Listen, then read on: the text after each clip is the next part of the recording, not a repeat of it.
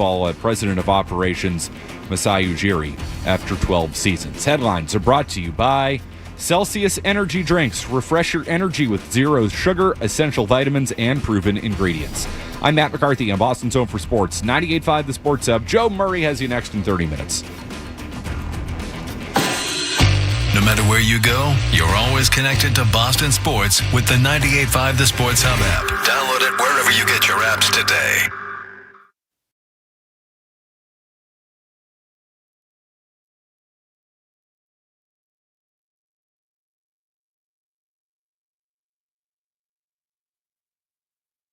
Well, it's a Joe show. We've seen it. Nobody wants to be there.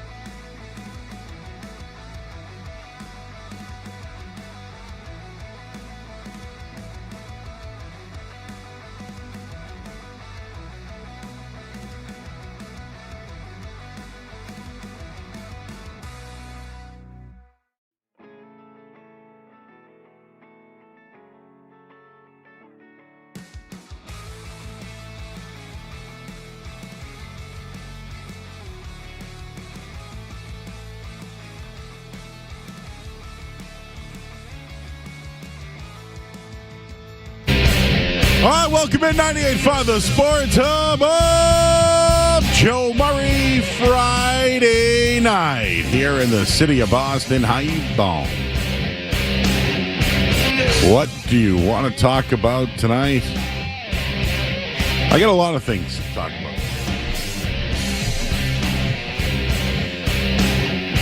No scaz tonight. We got Jeff Williams in the house. I'm sure we'll be checking in with Jeff throughout the night as well. You can call into the show, whatever you'd like to talk about. Honestly, whatever you want to do tonight. I'm prepared. I have plenty of stuff ready to go. But if you want to talk about anything, this is your night. The time is now, here until 11 o'clock, 617-779-0985. We're on YouTube as well. Just go to YouTube, type in 98.5 The Sports Hub. Then you'll see that we're live. Just click live, you'll see me. And then if you want to subscribe, you can therefore, after that, create a screen name. And then you can join our chat and communicate with people in our chat. And I see them all, for the most part. So if you want to be interactive that way, I love being an interactive show. I do. So if you want to get in on the fun, that is the place to do so. Where do we start tonight? Well, how about we do a little buffet of sports? You know, a little buffet, 7 o'clock buffet. Oh, yeah. Oh, all the fixings. The appetizers, the side orders, you know. You know what I miss? Hometown buffet. Oh. That was the best. Well, we got ourselves a little bit of a hometown buffet tonight. And again, you can call in at 617-779-0985. The opening take presented by Super Service Today, Massachusetts' #1 provider for residential and commercial plumbing, heating, cooling, and drain cleaning. Day or night, always done right. Visit superservicetoday.com. So, the Red Sox need to win a series, everybody. They need to win a series tonight. They always struggle against Toronto, as you know.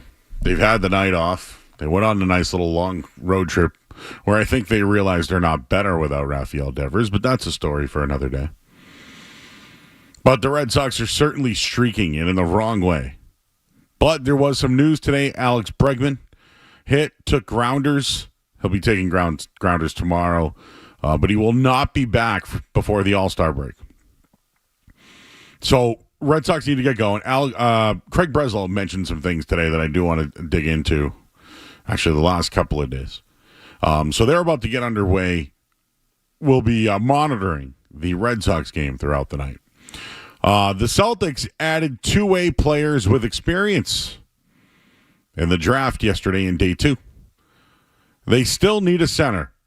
If they mentioned one of their priorities is retaining Al Horford and Luke Cornett, how can they sign anyone since they are so close to the second apron? One thing is for sure, there will be more moves. I know Brian Robb from Mass Live detailed a few of those. The team did acquire 2 more second-round picks, which will be available. And for everyone's like, who cares about second-round picks? Well, you know, when you're ready to make a big run or a big move, people want them. So it's not about the players. It's about making deals. So that's why people care about the second-round picks. The other thing that we will be monitoring tonight, the NHL draft. I should pop that bad boy on right now. NHL draft. That's what I do, everybody. I just grab the remote, I talk into it, and then so it's on ESPN. So there you go. And Gary Bettman's talking. Are they booing him? You know, I couldn't believe that he wasn't booed when the Stanley Cup came out. I didn't even notice that, but that's yeah, like, you're right. That's like a tradition unlike any other. Oh, yeah. I would boo this man. I'd have that ready to go. Anyways, Bruins, the drafts tonight, I have no clue what to expect. I have no clue who the people are. I read The Athletic. I've read Ty Anderson. I've read Matt Doloff. I've listened to Sports Hub Underground. I mean, I think I know who the players are, but what will Don Sweeney do? None of us know. None of us know. None of us know. Let's not forget the team defended their track record with their draft picks. Remember? They defended a lot this offseason. Well, I'll call you when somebody doesn't want the job or interview with the Bruins. Well, you know, it came down to the last one. So they need to hit this pick. We'll break it all down for you tonight. And, of course, I believe Ty Anderson and the boys will be on 98.5thesportshub.com breaking this down as well. So I would leave it here. I'd love to have them on if they're hanging out. Here's just a take. A lot of young bucks in this town. Right? The Red Sox have been telling you about their young kids. Well, they're here. I've been underwhelmed with Roman Anthony. Meyer is on the bereavement list, so he's not there tonight. Campbell got sent down. I've been underwhelmed. The Celtics drafted guys who probably don't fit in the next year's team. Who even knows if they're a part of the future or part of trades?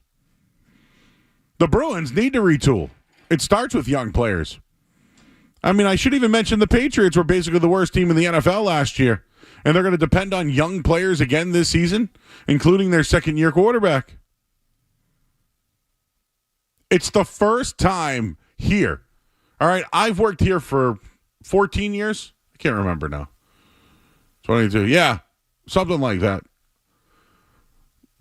Teams have been competitive every year. Now, have the Red Sox been in last place and then won the championship the next year? Yes. But the Bruins consistently are battling for a playoff. The Celtics have gone to the playoffs how many years in a row? Right? 8? Like, I say these things about the Patriots because they were so dominant, but it's been 4 out of the last 5 years they haven't made the playoffs. We're not used to this.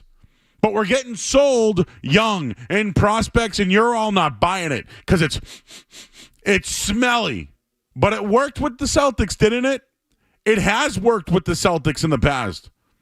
You're hoping it's going to work with the Patriots because they've admitted their mistakes. And now they're bowing down to Mike Vrabel and bringing Josh McDaniels back. The Bruins are bringing Don Sweeney and Cam Neely back and are hiring Marco Sturm, and they actually have control for a draft for the next couple of years where they have picks 1 in the first round, 2 in the second round. Next year they have 2 first-round picks. The following year they have 2 first-round picks, and they're still letting Don Sweeney do this? And the Red Sox, we're just watching young players on the mound. We're just watching them. Get ready, everybody. Strap yourselves in. This is what rebuilding is called. This is what the island of irrelevancy is. We are in the time. I don't want to make you all sad going into the weekend. You're probably going somewhere fun. But get ready for the youngsters. They're going to keep feeding you and telling you, yep, wait till you see this guy. Wait till, oh yeah, it's going to be the same thing with the Bruins. The same thing. But we'll have all the coverage here on 98.5 The Sports Hub throughout the night. I want to compete for championships. That's what I want. I understand teams need to retool. If the Celtics want to retool, I understand why they're doing it, because next year they can spend the money and with Jason Tatum healthy. So it makes sense to me if that's what they want to do. Okay? It makes sense to me. The Bruins, I don't know what they're doing tonight. I have no clue. I don't know if it's a center, if it's a wing, if it's a defenseman. I don't know if they're going to trade the pick. I literally have no clue. But you know what? They have to draft a player. But we don't know if it's going to work. So we're all going to hate the pick no matter what. I'm telling you that right now. We're going to hate it.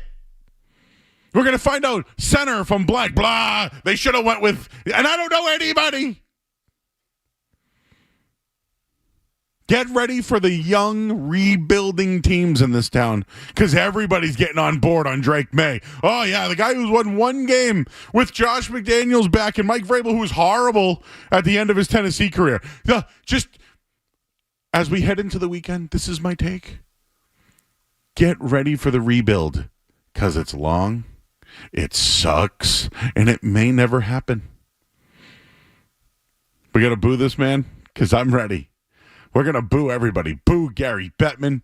Boo him. Everyone's going to boo the pick tonight at 7. Boo this man! For those who have seen Half-Baked, he went to rehab to tell people that he was addicted to marijuana. And, well, other people who are addicted to other things were very insulted. I swear, Joe, we've done a lot of shows together. I feel like we've brought up Half-Baked a good 75% of those shows. Oh, I should just pop it on and do a live play-by-play. Right? That'd be fun. Matthew Schaefer. Was that the guy who used to do weekend mornings on Sunday? Oh, yeah, you're right. Yeah. Well, Tomatoes. he just got drafted. Tomatoes. He just got drafted by the Islanders. Tell me that one didn't... The Islanders were supposed to have the All-Star game, but then didn't have the All-Star game, but then got the number 1 pick, but don't have the All-Star game. Tell me that wasn't interesting there. Joe, he's 17. Yeah. That's crazy. You know who else is 17? Well, I talked to Peyton Miller of the Revs last night. I had him on the show, 17 years old. And, man, I finally had to start talking about lobster rolls to get him to laugh. I asked if he could defend Yamal, and he goes, I can defend him. And I was like, it's a confident kid. Anyways, get ready for the long rebuild, everybody. Get ready. We have 1 pick down, 6 more to go for the Boston Bruins. Matthew Schaefer with the number 1 pick off the board. We'll have more for you coming up here on the other side. Also, what did Jaron Duran say? What did Craig Breslow say? We have that up until the Bruins on the clock tonight at the NHL Draft. We'll do that next here on 98.5 The Sports Hub. Tomatoes. More Joe Murray coming up on the Sports Hub.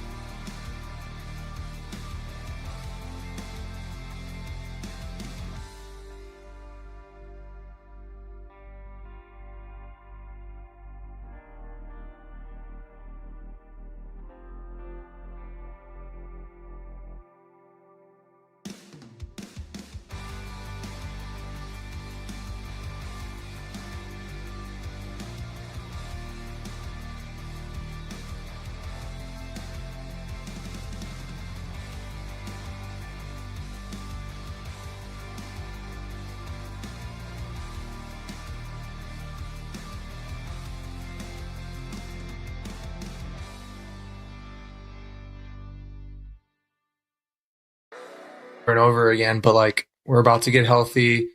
We're about to get some more pitchers. Bergman's about to come back.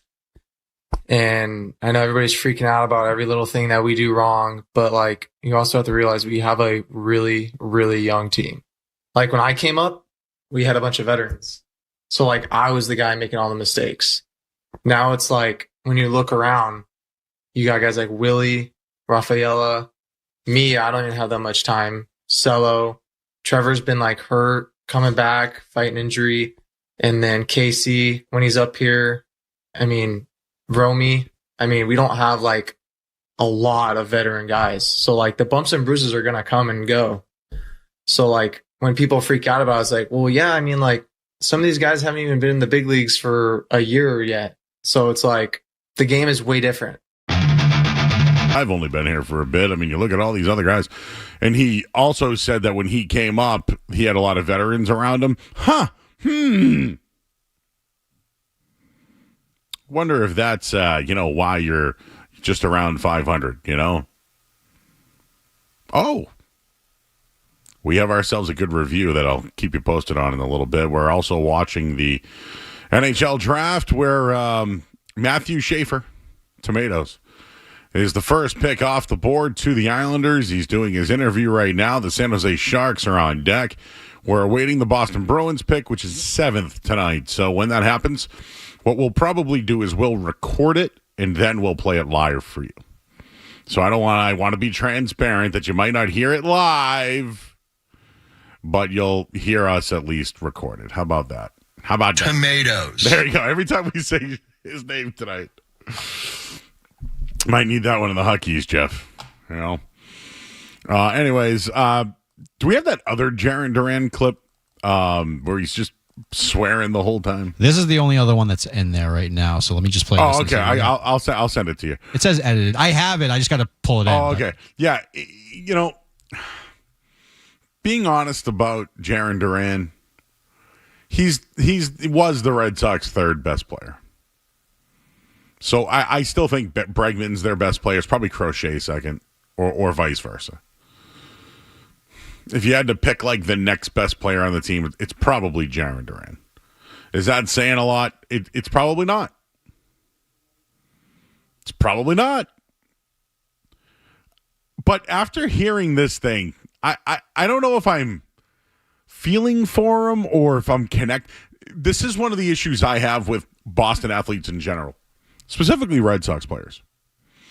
When Rafael Devers got traded, I just never had a connection to him. Besides he was chubby and laughed a lot. I mean, I can relate to that. That's all I had. I had nothing else. You look like you could hit some dingers, though, Joe. Oh, back in the day, I was Mojo. But my whole thing was I just couldn't relate to anybody on the team. I look around and I'm like, yeah, I don't relate to that guy. I don't know. Like, know who got me? Kyle Schwarber. When Kyle Schwarber came in, he had a beard. He self-deprecated when he played first base and stunk at it. But he hit moonshots though, and I loved that guy. I related to him. I don't know what it was. I gravitated to him. So this here, you heard the first clip about him saying all the young guys. Like I like that because he went on with Jared and the boys. Guys who, are emotional about baseball. And he sounded transparent. I felt like he connected. He spoke to me in a way that I felt.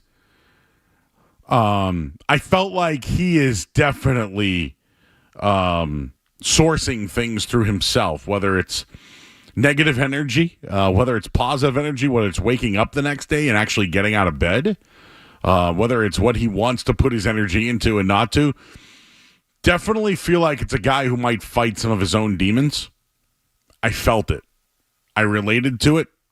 Let's hear it, Jeff. This is Jaron Duran on with Jared Carabas in the Section 10 podcast.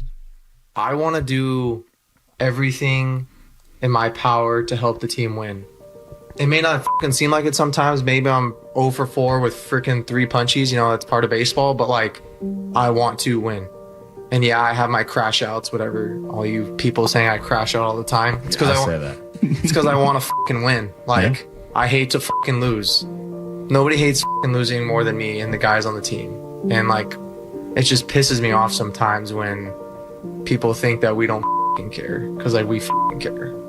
When people tell us that we don't care, and it's like, oh, what are we supposed to just walk around and mope around because we f***ing lost? No, like we have a f***ing half a season to f***ing play. Like if you guys want us to mope around, we'll f***ing mope around. But like we have to f***ing lose and we have to f***ing forget about it. And like when people are like, oh, it seems like they don't care. Well, no because we got 80 more f***ing games to play. Like I'm gonna forget about that game and move on to the next one. I love that. As Bailey gives the Bailey from WWE gives the pick here for San Jose. She's from there, right, Pam? I mean, yes. Breaking kayfabe there, Joe. Come on. Whoa. Yes, she is from the area. I know her. I hung out with her once.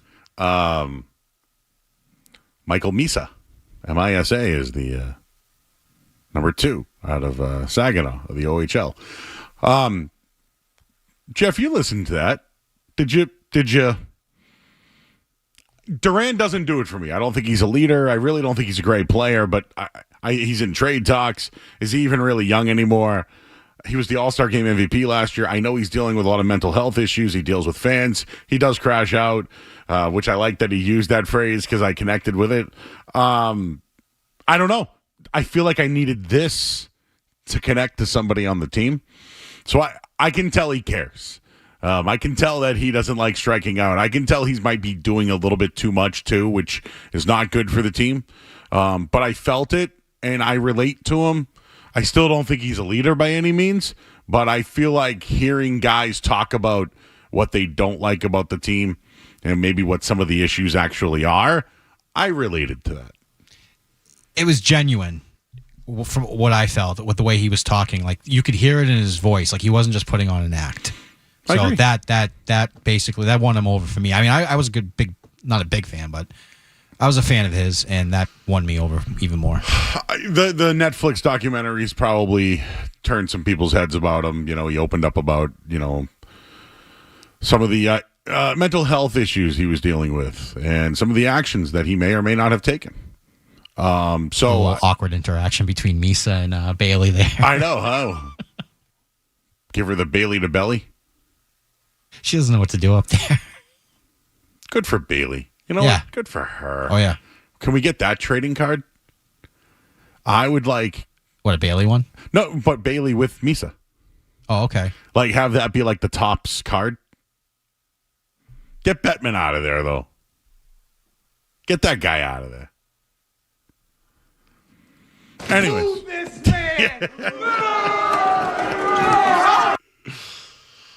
Oh, well, anyways, that was just a long way of me trying to say that I was just trying to relate to Jarren Duran, and as much as I am hard on him, he's batting .254, 5 home runs and 38 RBIs. He cares, but his team stinks, and he hates losing, and he's got no support, and everybody's young, and I felt that from him. So he's trying. He's obviously, you know what else I have to admit? When your team stinks and you do a little bit too much, you are worse. Like, he does overrun bases. He has run into outs. He just popped out on a great play, by the way, by the Clement, the third baseman. Wow, he jumped into the stands for that one. Anyways, we're awaiting the Bruins pick. It's not going to come for a bit because this draft is horrendous to watch. How long are these picks? Do they have like a gimmick person come out to announce every pick, though? Yeah, who's this next person? Like, who is this now? Like, who are the Bruins going to use? Oh, okay. Let's think about this. Ben Affleck. Oh, man. Michael J. Fox. That would be great, yeah. Because he just did the promo. Did the jersey, yeah. Could that work? That absolutely would work, yeah. Hey, there we go. We nailed it, yeah. In. Now, if it's not Michael J. Fox, it's Todd Angeli. I'm just trying to think of what's next. What's Ray Bork doing? Ray, what's up, Ray? Calls in every once in a while as Ray in Topsfield. I just gave up his cover. I don't think it's a hidden thing that he lives in the Tri-Towns. He's great at golf. Every hockey player is. Really? You know who used to play at the George Wright all the time when I was a kid? Derek Lowe. That would have been cool. Talk about no-hitters and whatever else he's done. Pretty sure Bill Guerin played Billy Guerin. at Andover. Hey, did you see Georgie Niang with the Celtics? Yes, from Methuen. Methuen? I thought it was Lawrence. No, Methuen. Oh, we gotta get our lines right. Yes. You know? So he's from Methuen. Yes. So he's from Loop Town, not from L Town. He ain't from the law. He is not from the law. All right, well, Adam in Lowell is on the line. Hello, Adam. How are you? I got to say, guys, is this how sad we've gotten where Jaron Duran is like the guy we rallied behind? I was like, oh, Captain, until you caught a pop-up fly and missed it, you can't tell me. Really? Is that where we are at this point? Yes. It's bad enough that David Ortiz is now shilling for the team. Now it's like, well, they're trying really hard, guys. Let's not. Please, for the love of God, let's not do this. Hey, Adam. Thanks, guys. Just, no, don't want you to hang up. I'm here. Oh, I'm here. thank you. You didn't. I think you are kind of saying what my point is. I'm trying to tell you that I feel for him, and I haven't been able to connect to a player, Adam. Probably since Mookie. I like Xander too. I just haven't been able to. Let's not connect to the weirdest guy on the team. Like, F this guy. No, absolutely not. After all the bullshit, I don't care about the all right, mental health nonsense. all right, you I don't swore. care. I don't care. All right. Well, I got to drop you because you swore. I knew that was coming too. Well, all right. I tried. How about this?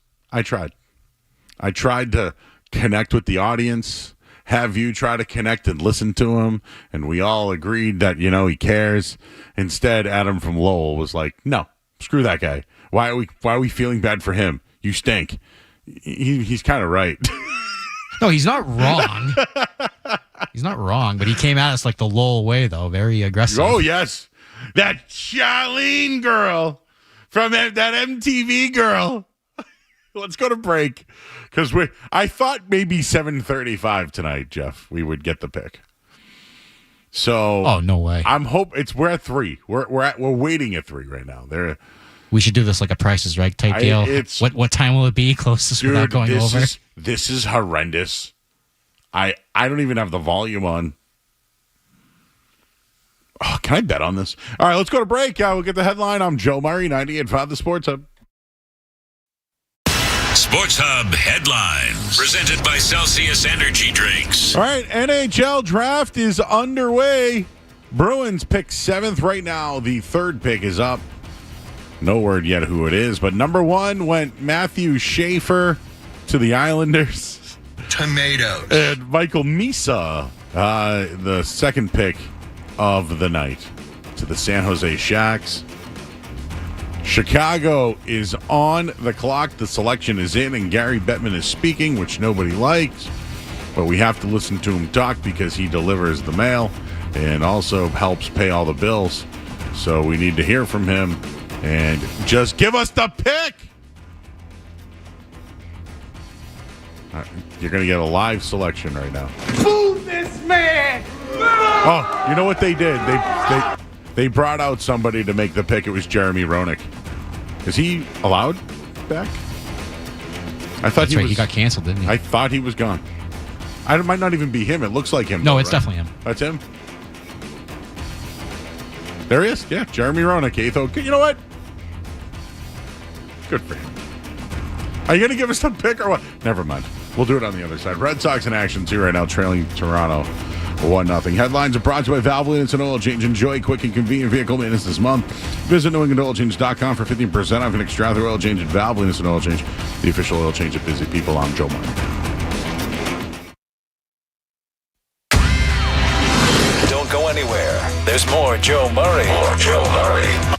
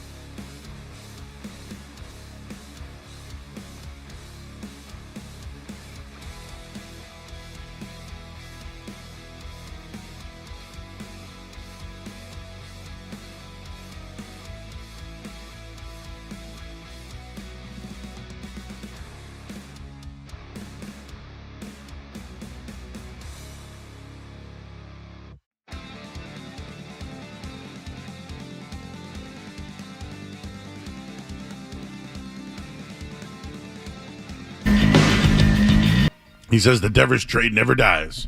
You're right about that. Russ Fox sending a shout out to Luis, our cleaning guy. Yep, I get him on video all the time. People are talking about Jerome Oisu. Oh, wow, remember that name? What will put everyone in the best mood if the Bruins draft a center, wing defenseman, or goalie?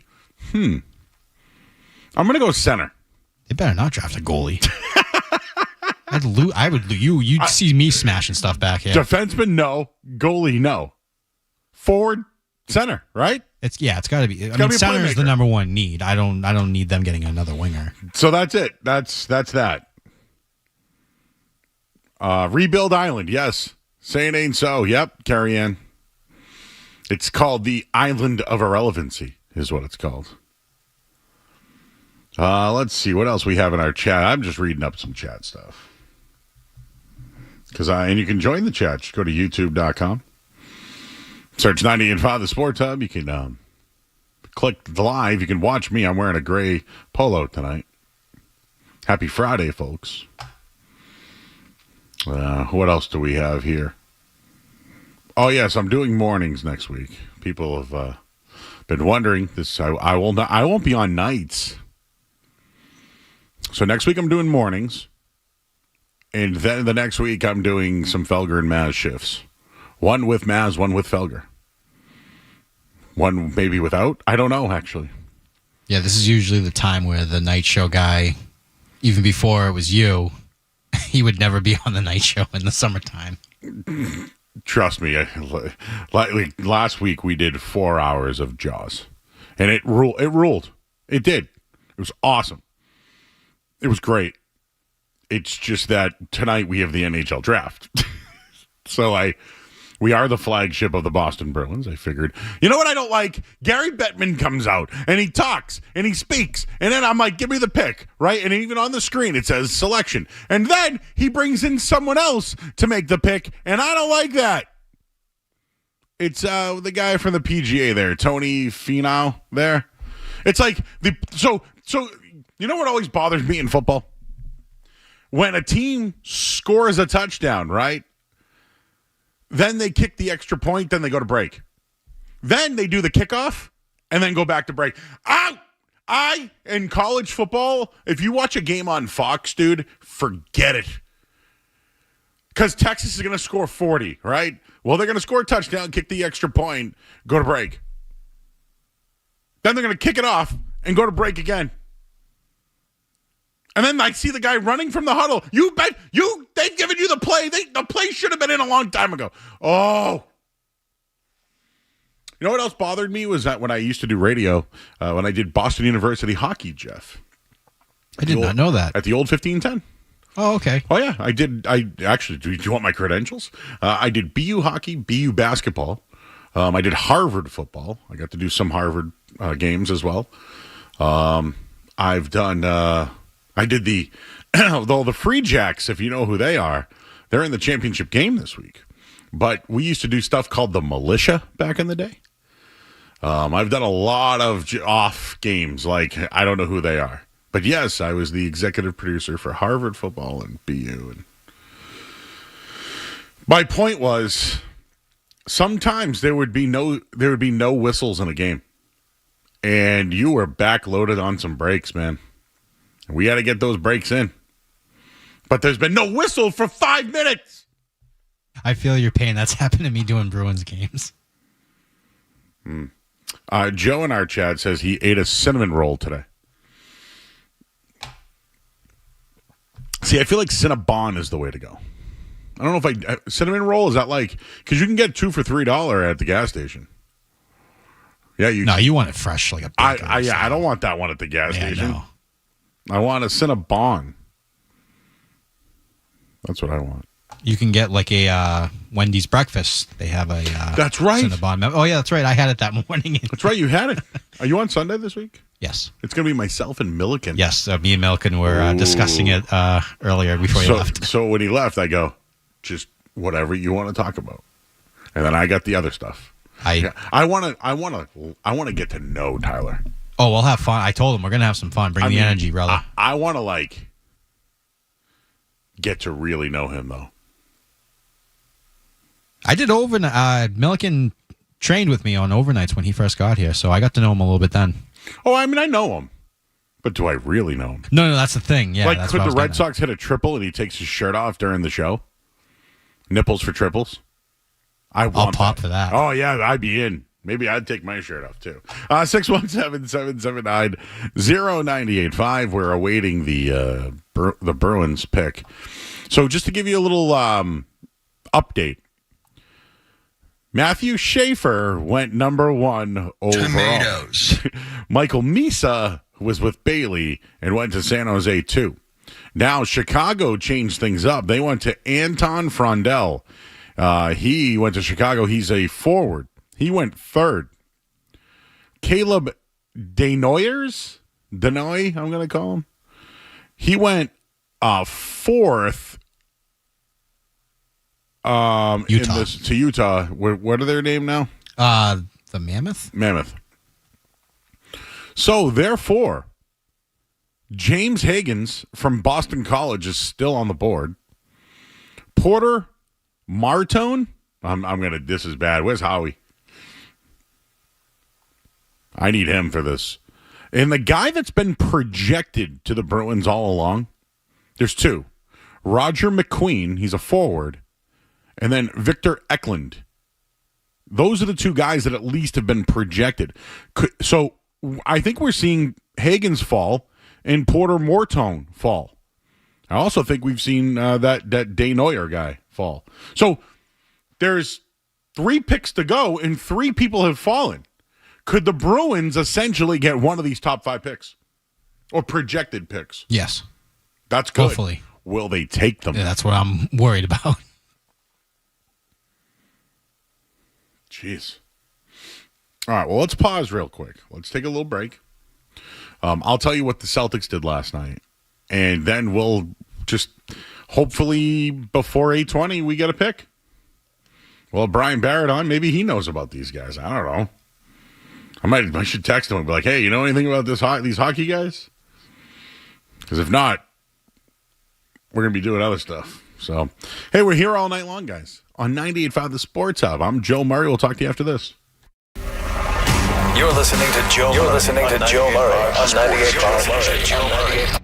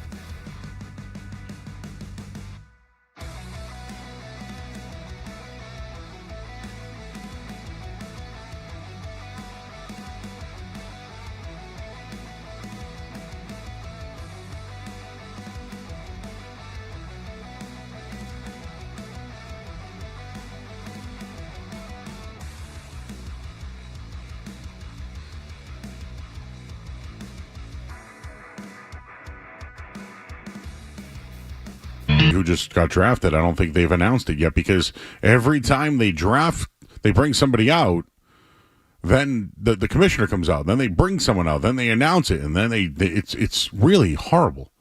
All right, Nashville has selected Brady Martin, which another top 5 guy has fallen. Brady Martin was a 11th projection. So a forward, Brady Martin off the board. So Philly is up. And James Higgins from Boston College, I swear that's who it's going to be because they know him. And doesn't Sweeney love to go with the local American player, like the college player, excuse me? Yeah. Porter Martone is there. So the consensus top 5, 2 of them are still available. Roger McQueen is the guy that's been linked to them all along with Victor Eklund. I feel like they can get themselves a forward right now. But are they going to do it? Like, again, Nashville just took a guy that was in the top. I wanted to see what the Athletic had on this, by the way, because they've been doing a pretty good job with projections. So they had Brady Martin 5. There you go. They have James Higgins going to Philly and then Roger McQueen going to the Bruins. So let's see what happens. They went Schaefer, Misa, Frondell. Desnoyers is still on the board. Okay, so he's still there. Interesting. So whoever Philly takes here, we'll be able to see what the Bruins they'll be on the clock, so we'll get it, Jeff. We're going to get it in that 8 o'clock hour. We'll have it all for you. The pick is in, and of course what's going to happen is Gary Bettman's going to come out.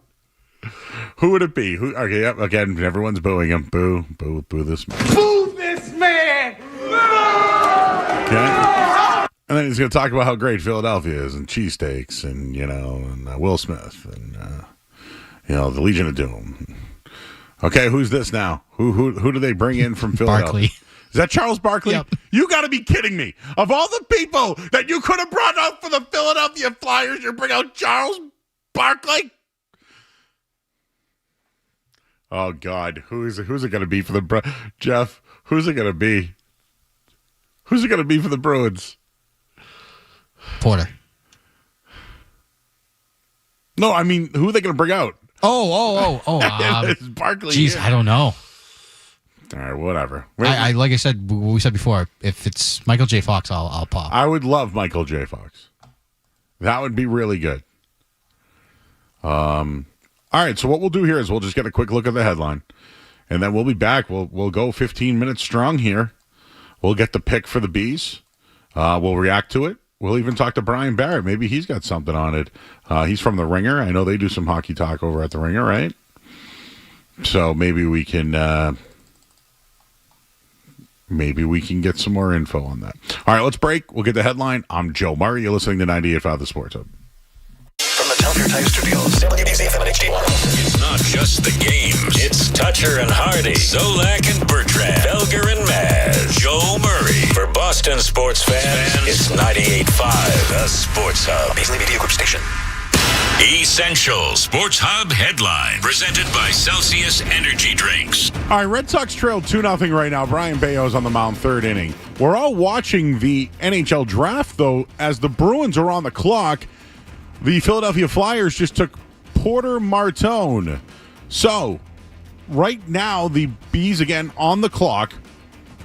James Higgins of Boston College has fallen and is available. Roger McQueen on the board. Victor Eklund, just to give you a couple of other names out there. Earlier today, though, the number 1 overall pick was Matthew Schaefer. Michael Misa went 2. Headlines, they are brought to you by Super Service Today, Massachusetts' number 1 provider for residential and commercial plumbing, heating, cooling, and drain cleaning day or night. Always done right. Visit superservicetoday.com. I'm Joe Murray. New England plays here. Down the right side, it's a separation. Yes. Touchdown pass. Yes. Perfect dive from Drake May. 98.5 The Sports Hub. Everybody knows Joe. Just keeps getting better. Joe Murray on 98.5 The Sports Hub. James Higgins. I believe it's James Higgins because he's played at BC. He's available. Roger McQueen is available. Victor Eklund is available. Jake O'Brien. Jackson Smith.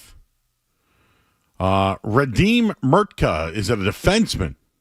There's a guy named Carter Bear from Everett that I just would love, but no, I want the guy that's projected to the top 3 to fall.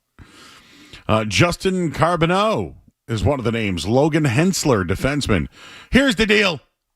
James Hagan is on the board. Why is he dropped? And do the Bruins want him? Do the Bruins want him? And there are people I know that love BC hockey and go to all the games and tell me everything about the guy. So, this guy was almost projected to be the number 1 overall pick at one point. Now he's dipped. He's dipping now as we speak. He even talked about potentially being prepared to slide. I was reading from the New York Post about it. Hey, how do you feel about playing for the Bruins if you could? Somewhere you grew up, something you put a lot of pride into. I'd really love that. Is basically what he said. So I don't know if this is the guy. All I can tell you is if we were doing a fantasy draft, he would be the guy that you would have to auto pick because you didn't make your pick. Now, could they trade this pick? Everyone's been pretty much, for the most part, selecting their guys. I don't know. I think people are interested in Higgins. I almost wonder if it's the best guy available that you should take. If they need him, they know him.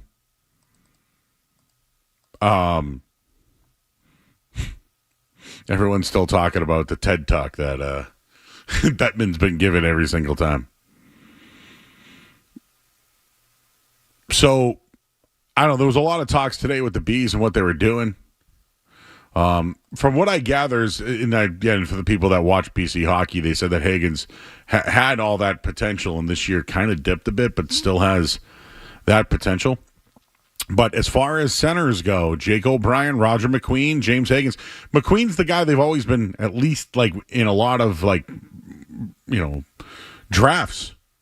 They've projected him to go there. I'll tell you right now, I don't know what they should be doing here, but Sweeney talked about taking the best player available. And if you ask me, when it came to the big board, Higgins has been the top 3 guy. So I'm almost curious if they pass on him. Now, what sucks for them, too, is if they do draft him, Sweeney went with the local guy, that's what he always does. So I don't know what, to the person earlier who asked, what would we be happy with? I already said this earlier. Remember, this is my opening take. We're not going to be happy no matter what. If it's Higgins, I at least look at it as a guy that was projected to be the 3rd. They got him at 7. I mean, I would, just going off what I'm seeing on Twitter or X, the smart, intelligent Bruins fans are freaking out right now because this kid landed to them. So I'd go by them over anybody. Not these people who are just going to, what's the word I'm looking for here? I almost said a swear. Crap all over the pick. Yeah. Well, they got themselves a couple of guys to choose from here. Somebody just wrote James Higgins, no matter what. Kind of like draft day, We're awaiting it. The pick is in. They're showing him right now. Just showing the war room. The Bruins look happy in the war room, don't they? Oh, yeah. Sweeney just, he did the old button of the blazer. When you, like the Rock used to always touch his, his cufflinks or whatever. Pick is in. Gary Bettman walking out to the podium right now. This has been the way that... Move this man! This is the way it's been going all night long with Gary Bettman. He comes out And he says, oh, what a long, historic original 6. Blah, blah, blah. And then he hands it off to somebody else. There we go. It's Adam That's Sandler. Awesome, man. Let's go. It's Adam Sandler. This is also a cheap pop, though, because they're trying to promote Happy Gilmore, too. I love this. This is great. I love this, too. I said Michael J. Fox, so here we are. And we have James Higgins. And James Higgins selected by the Boston Bruins at pick number 7 out of Boston College, projected to be a top 3 pick in the NHL draft. He falls to 7, and he's staying in Boston. Bruins fans are there at the draft. They're cheering this pick. Getting hugs all around. Everyone is happy. He looks happy. James Higgins, selected by the Bruins, 18 years old, 5'11", 186, from New York, but obviously playing at Boston College. He'll stay home, where he's probably been living for a bit, and he'll play for the Bees. Now, again, I don't have all the projections of when you'll see him. Obviously, when they come to rookie camp, we'll get more of it, but nice suit, by the way. Nice suit. So it is Higgins off the board for the Bees. And I'll give you a little bit of a breakdown on it. I know our guys, Ty Anderson and Matt Doloff, are going to have some stuff set up over on 98.5thesportshub.com. So you can read up on that while you listen to the show all night. But yes, it was James Higgins off the board for the Bees. You can certainly react to it if you'd like, but I know that McQueen was probably what people thought they would get just from afar, and the little that I've looked into this, sounds like they got the best player available. I'm trying to read some of the takes on this, just instant reaction, because I know a lot of people are at the draft at the moment, so they probably need some time to kind of digest and get an opinion up here, but Hagen going to the Bees sounds like they got the best guy available here. So you can react to it if you'd like, but this, I think this might get some people excited. I think this could get people excited. They know him, right? It's just another New England hockey player. He's got the 25 on. I like the Adam Sandler approach. I really like that. So he was exactly a point per game player at Boston College as a freshman. He was tied for 12th in the Hockey East. People can't believe he fell to 7. That seems to be what everybody is saying. But James Higgins, a Boston Bruin. Just trying to read some of the reports. 37 points in his debut season for Boston College. A player with a unique vision, prone to technical dominance through possessions. And I'm looking it up. 11 goals, 26 assists, 37 points. People seem to be pretty happy about it. Positional need, local guy. He didn't go to the Islanders. I think that's good. This was the former projected number 1 overall pick that just fell to the Bees at 7. My question is, why did teams pass on him?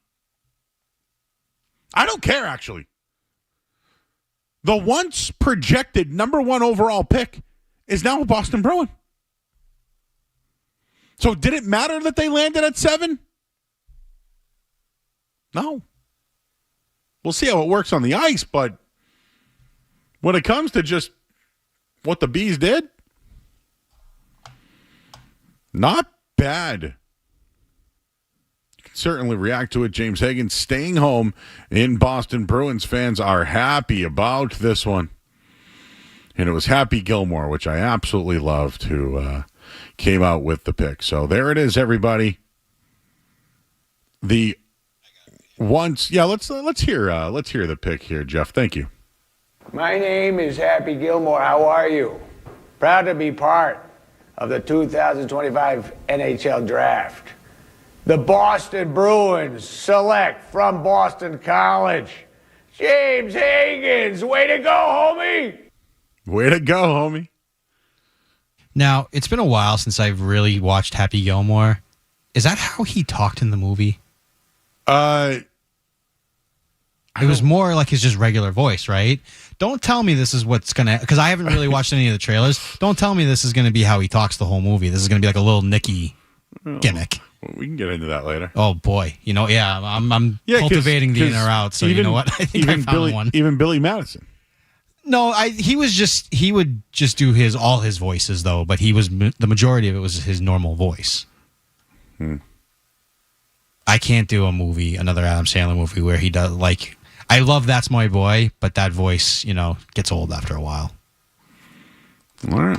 Well, everybody's happy about the pick, and I'm sure the guys will have more over at 98.5thesportsup.com. We'll have more stuff trickle in no matter what we find out or hear, but the Boston Bruins, they've selected a center from Boston College with the 7th pick, one time projected to be the number 1 overall pick. I think Bruins fans are very happy getting tremendous value for a team that truly needs high-end skill at the center position. So we'll leave it there at 617-779-0985. I'm going to try to get this up on the website so you all can see us react to the Bruins selecting James Higgins. What do we call him? Haggy? What would be his nickname? Hags? Yeah, well, we already have a Hags in the area. Hags? I would gladly give this kid that name. Well, I mean, I don't know how would Hags like that. I mean, maybe he might. Hags on Hags. Hags. What's a Hags with Hags with Hags? Yes. James Higgins, a Boston Bruin, everybody. Your thoughts? We'll get into that. We're going to talk to Brian Barrett from The Ringer as well. You're listening to 98.5 The Sports Hub. More Joe Murray coming up on The Sports Hub.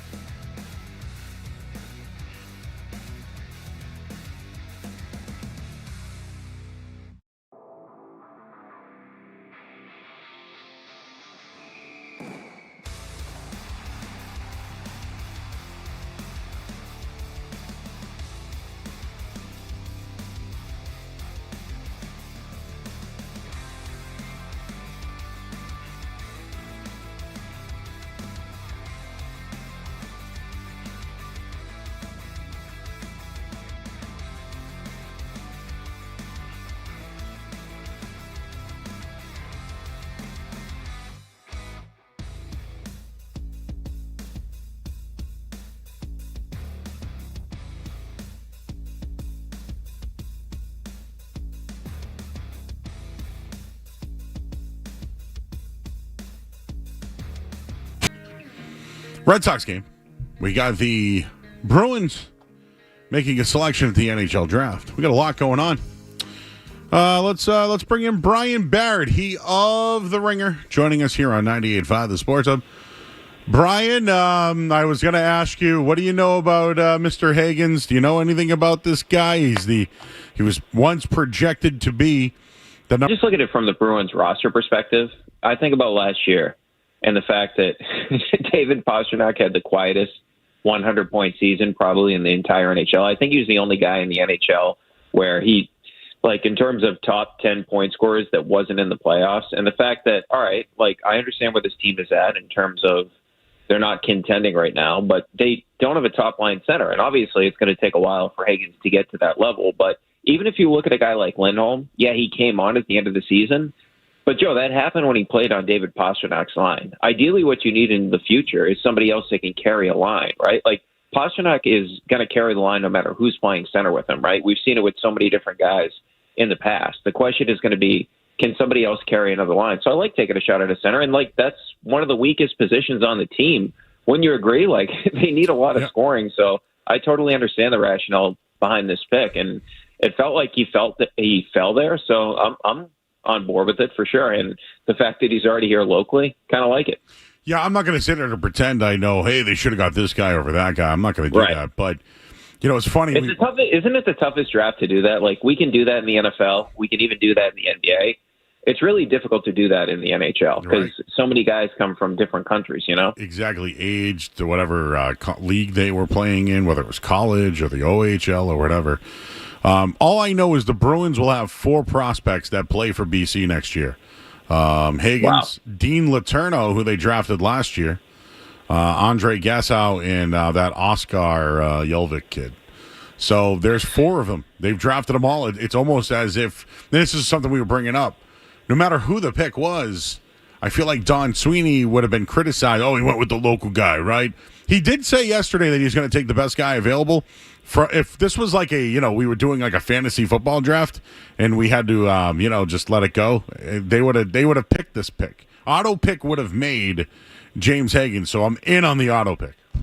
Well, I feel like this organization is in such a weird spot because, all right, they had a bunch of veteran guys that some of them were part of the Cup team, of course, in 2011, but they had that great group of veterans, and we're talking about the Bergerons, the Krejcis of the world. Then they made some really smart trades, right? But they had to trade away a ton of value draft picks because they were going for it a couple of years ago, and it made sense. I mean, they had the most points and they had the most wins in the history of the NHL in the regular season, so it made sense to do that. But a large portion of the reason that this has sort of slipped off as an organization is you sort of have this middle class where these guys are in their prime, right? David Pastrnak is one of the most talented goal scorers in the league. That's indisputable. And you have a guy like Charlie McAvoy, who is, like, to be conservative, he's a top 10 defenseman in the league. Lindholm, when he's healthy, he's pushing that as well. So you have 2 top-tier defensemen. You have a guy like David Pastrnak, and hopefully Swayman can bounce back from the season he had a year ago.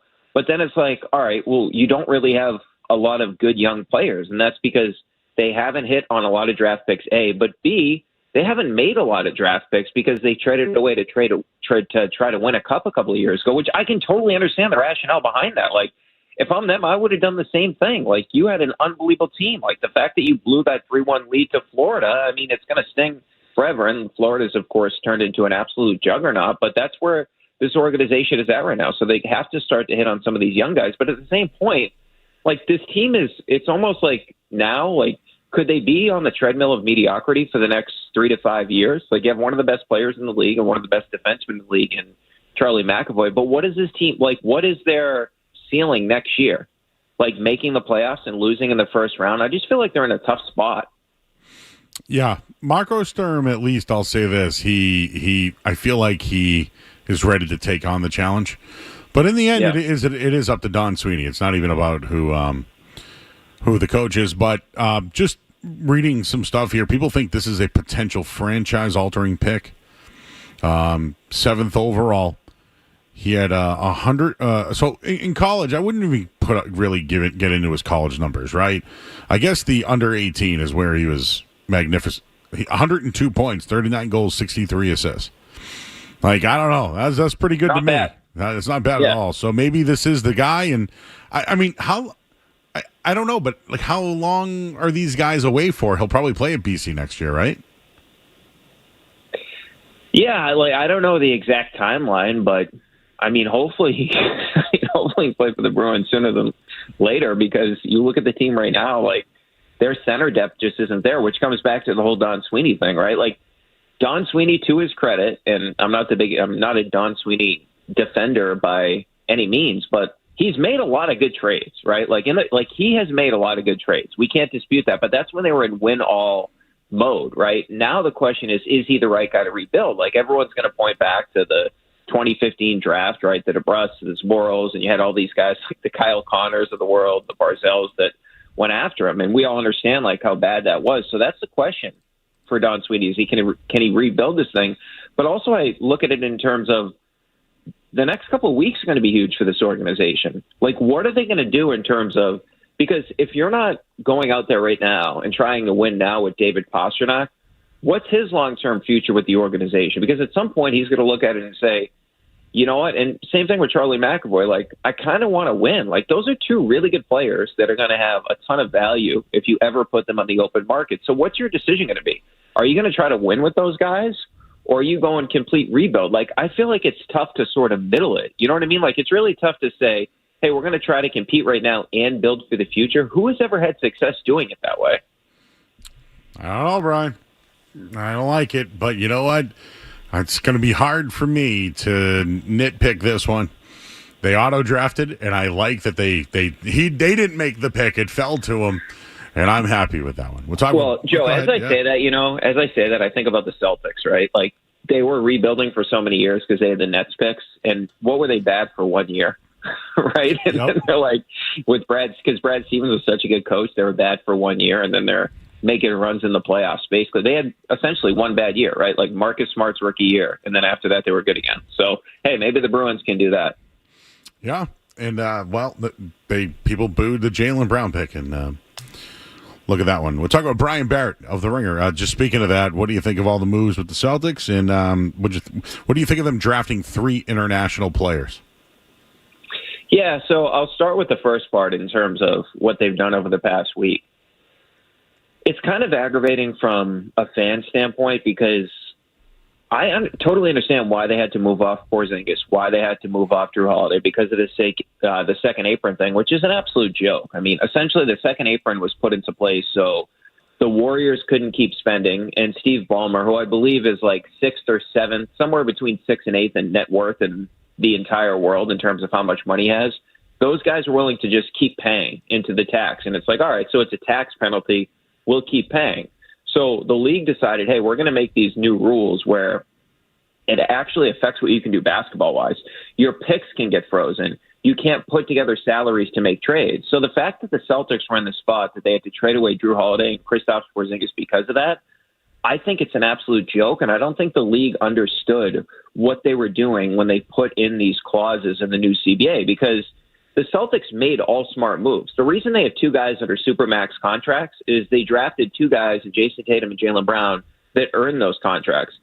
What trade did they make that was like, oh, they spent way too much money for that guy? They traded to get Derek White. They traded to get Kristaps Porzingis. They traded to get Drew Holiday. And unfortunately, because of this new CBA, they're penalized. With that being said, because they have to play in these new rules that the league has decided to create, which I think the Players Association, it's a joke that they actually accepted these things. I think it was really good. Like, they took back, Niang only makes around like $8 million. I know I say only, but for NBA, that's not a lot of money. And if you look at Simon, so I'm interested to see if he actually stays on the team. I'd kind of like to see him play because he takes a ton of threes. He's making around 27. Both those guys are on expiring contracts. So I think what Brad did, and I give him a lot of credit for this, he's created, in the words of Tom Brady, pliability where, hey, if these guys don't work out, you can say it's a trading deadline, or say they're playing really well, and you're like, all right, we think actually Tatum may be back sooner rather than later. We could actually put together $36 million together and get a player in return, or maybe they just really like those guys. I just feel like they have a lot of flexibility because they got off Drew's long-term salary. Porzingis, of course, was an expiring contract. So I just think from a business perspective, it was really intelligent what the Celtics did, and they got out in front of things. In terms of the draft, like Hugo Gonzalez, I was kind of surprised by that pick. I'm interested because, like, usually when we see a lot of these European players, it's, hey, he's really skilled, he can shoot, like all this stuff. He's actually just a really good athlete, right? And you're waiting to see if the shot can come around. Shulga, I really like that pick late. He's a guy that shot 40% from three-point territory over 2 years at VCU, and he's a really good rebounder for a guard, almost 6 rebounds per game. And Williams, he's an outstanding passer as a big man. I mean, last year, 115 assists, 306 rebounds, 391 points, and 44 blocks. Like, a really productive player. And I'm not saying that's going to carry over to the league, but it was interesting because, like, you had that reporting from Shams that they were interested in Fleming. So what I was thinking about that, if they really wanted Fleming, this is why I don't completely buy the reporting there. Why wouldn't they just take him at 28? Because they easily could have got Hugo Gonzalez at 32. So I don't really buy that whole report. You know what I mean? I think they really actually liked Hugo Gonzalez more than, like, hey, like, the Suns had to jump them to get Fleming. I feel like that's more coming from the Suns than it is from the Celtics. Well, if you look at it, the Suns got 5 picks Minnesota got 5 picks from the Suns. So the Celtics got 4, right? They got the 2 this year, and they got 1 next year and 1 in 27. So I still think getting those 4 picks was a big move for 32. Yeah. I know. Listen, people on this station want to tell you that second-round picks don't matter. It's just the fact that you can include them in deals, and that's right. That's why they matter, because you need as many as you can to make deals work. No, I totally agree with you. I mean, it's just the fact that we've seen, even if we think they don't have a lot of value, they actually do, because we see teams trading them all the time. So that's why it's worth having all these picks in your arsenal. By the way, as we're talking right now, I'm watching the NHL draft. And Charlie Conway just made the pick for the Ducks. I feel like I'm a kid again. I felt like saying Pacey for some reason, but that was that was Dawson's Creek, right? Well, this is the other guy though too. Brian too is McQueen was the guy linked to the Bruins, but he falls to Anaheim, so he fell. Yeah. So who was the girl with Conway? She was on the team, right? She was dating one of the players. Remember that? Like, she was on the team for sure. That wasn't the Connie. No, that wasn't Julie the Cat. I think it was like Connie something. So those were the real Mighty Ducks, like the girl and and Conway. Yeah. Charlie, you know what? Charlie was the real star of the team, even though he was captain. Adam Banks. Yeah, Adam Banks. Yeah, he was the captain. Yeah, that's right. No, but he was the real star of the team, right? Like, Banks was the star, and then you had the Bash brothers, right? And then the Knuckle Puck. Well, until Conway benched himself. Remember that? Yeah. You said I'd always make a better coach than a player. I mean, so I don't know if he's the star. When you bench yourself, Joe, I don't know if you're the star of the team. Well, you know, Jake Taylor in Major League became the manager, and, yeah. You know, it really worked out. I'm sure we could do a lot more of those references throughout. That I have one question about basketball that I need to figure out. How much? Okay, I think the Celtics need to make another move. They're still behind the second apron, but I think they need to get further into the first apron or not pay a tax at all. So I think someone's going. It's probably Sam Hauser, just because it's value. But can you answer what the trade exceptions? They got like a $26 million and a $5 million trade exception. How much can they use? Is there rules about what apron you're in to use those? Can they use them next year? I know that everyone's like, hey, did you see these trade exceptions? I just can't figure out when and how much it applies to the cap. Yeah, I believe they can use them as long as they're not in one of the aprons. And I would think the next move would be Hauser, although, like, it feels like I thought for sure that Hauser would be traded, and I thought it would happen during, like, around the draft, just because of the fact that I thought there was a chance that maybe Atlanta says, and look, Atlanta made one of the best trades we're going to see. They have an unprotected first-round pick from New Orleans next year. New Orleans gave them an unprotected first-round pick to draft Derek Queen. Nothing against Derek Queen. Like, I like him as a player, but Atlanta made out because it's like, dude, that could legitimately be the best. Like, there's a chance they could be the worst team in the league. There's a chance they could definitely be a top 5 worst teams in the league. But I thought Atlanta, maybe just because the Celtics had done business with them, maybe they say, hey, we moved down a little bit from 13, and maybe it's like a 3-team trade where Hauser goes to Atlanta, just because it feels like Atlanta's put together a really good team, and they could go all in now that they got Porzingis to go with Jalen Johnson and Trae Young and Dyson Daniels and Ricochet in that group. So I thought they could move him at that point. But the thing about Hauser is there's going to be value for him all season long. Like, there's no harm in going into the season with Jaylen Brown and Derek White and Sam Hauser in that group. And I believe at least one of the centers will be back. My belief will be it'll be Cornette. I just think Horford's going to have too big of a market with these contenders, these contending teams. Just say, at the very least, he can be our backup center. Like, I think Al's going to get a lot of teams that are interested in him. So I think at the very least, Cornette's back. And then even if, say, like, all right, we get to the trading deadline and the Celtics are not where we thought they were going to be. Like, they're not a competitive team. They're not a top 6 team. Well, you can go and say, all right, well, Hauser is a 40% three-point shooter for his career, and he's under contract for 3 years after next season, making $11 million per season. Like, Hauser's on a really, really good contract that I think teams would definitely be interested in going after. That's why I keep going back to the whole idea of Simons and Niang. Like, it gives you just so much flexibility going forward, and that's what I think the Celtics have done is, hey, if we're not that good at the trading deadline, we can sell and get pieces back, or the other way. We can go the other way and try to get pieces back in return in terms of trying to compete, but it's all going to be dependent on what this team does. I never thought that the Derek White and I could understand why you would be looking to move or interested in moving Jaylen Brown. I just never thought that was going to be possible based on the deals that were out there. The only thing that made sense is, all right, if San Antonio really wants to give up number 2, then if you're Brad Stevens in the Celtics front office, I think you kind of have to do that if you're going to get Harper in return and they're taking Jaylen Brown. That's the one thing that actually made sense to me in terms of a trade. But like some of the Utah thing, there was nothing to that. Like, that was a false report. But like, all right, if you were going to get like the 7th to 12th pick for Jaylen Brown and then other assets, it just doesn't make any sense. I agree. Well, you've used the words pliability, flexibility. We didn't get into stability, liability, inability. Viability, is that another word there? You hinting at the Red Sox? That's they didn't. What did Brad Stevens say this week? Flexibility. Yep. Yeah. Anything on the Red Sox? Well, you know what? They're down 3-0. It's funny. I tried to do a take early on about how I related to Jaron Duran and all his swears on the Section 10 podcast, and I was like, wow, I actually feel him. And then someone goes, no, screw that guy. He doesn't deserve it. And I was like, you know what? You're probably right. And it was just, I tried, Brian, but I don't relate to anybody on the Red Sox. So hearing him, I related to him for a few minutes. Yeah, my whole thing with Duran is, all right, so first of all, since they traded Rafi, and Rafi has not hit the ball well, although he did hit a home run yesterday, but they're 30th in batting average, and Rafi was getting cold here, and they're 30th in OPS. And people can say, well, Rafi wasn't hitting well. Yeah, but there's also a fear with Rafi in the lineup, right? I don't want to relitigate the whole Rafi trade because I'm sure you did that for a couple of shows, Joe. But the thing that I will say is this in terms of Duran, that's the guy that I would be looking to move. Me too. He's 125th in Major League Baseball in WAR on Fangraphs, right?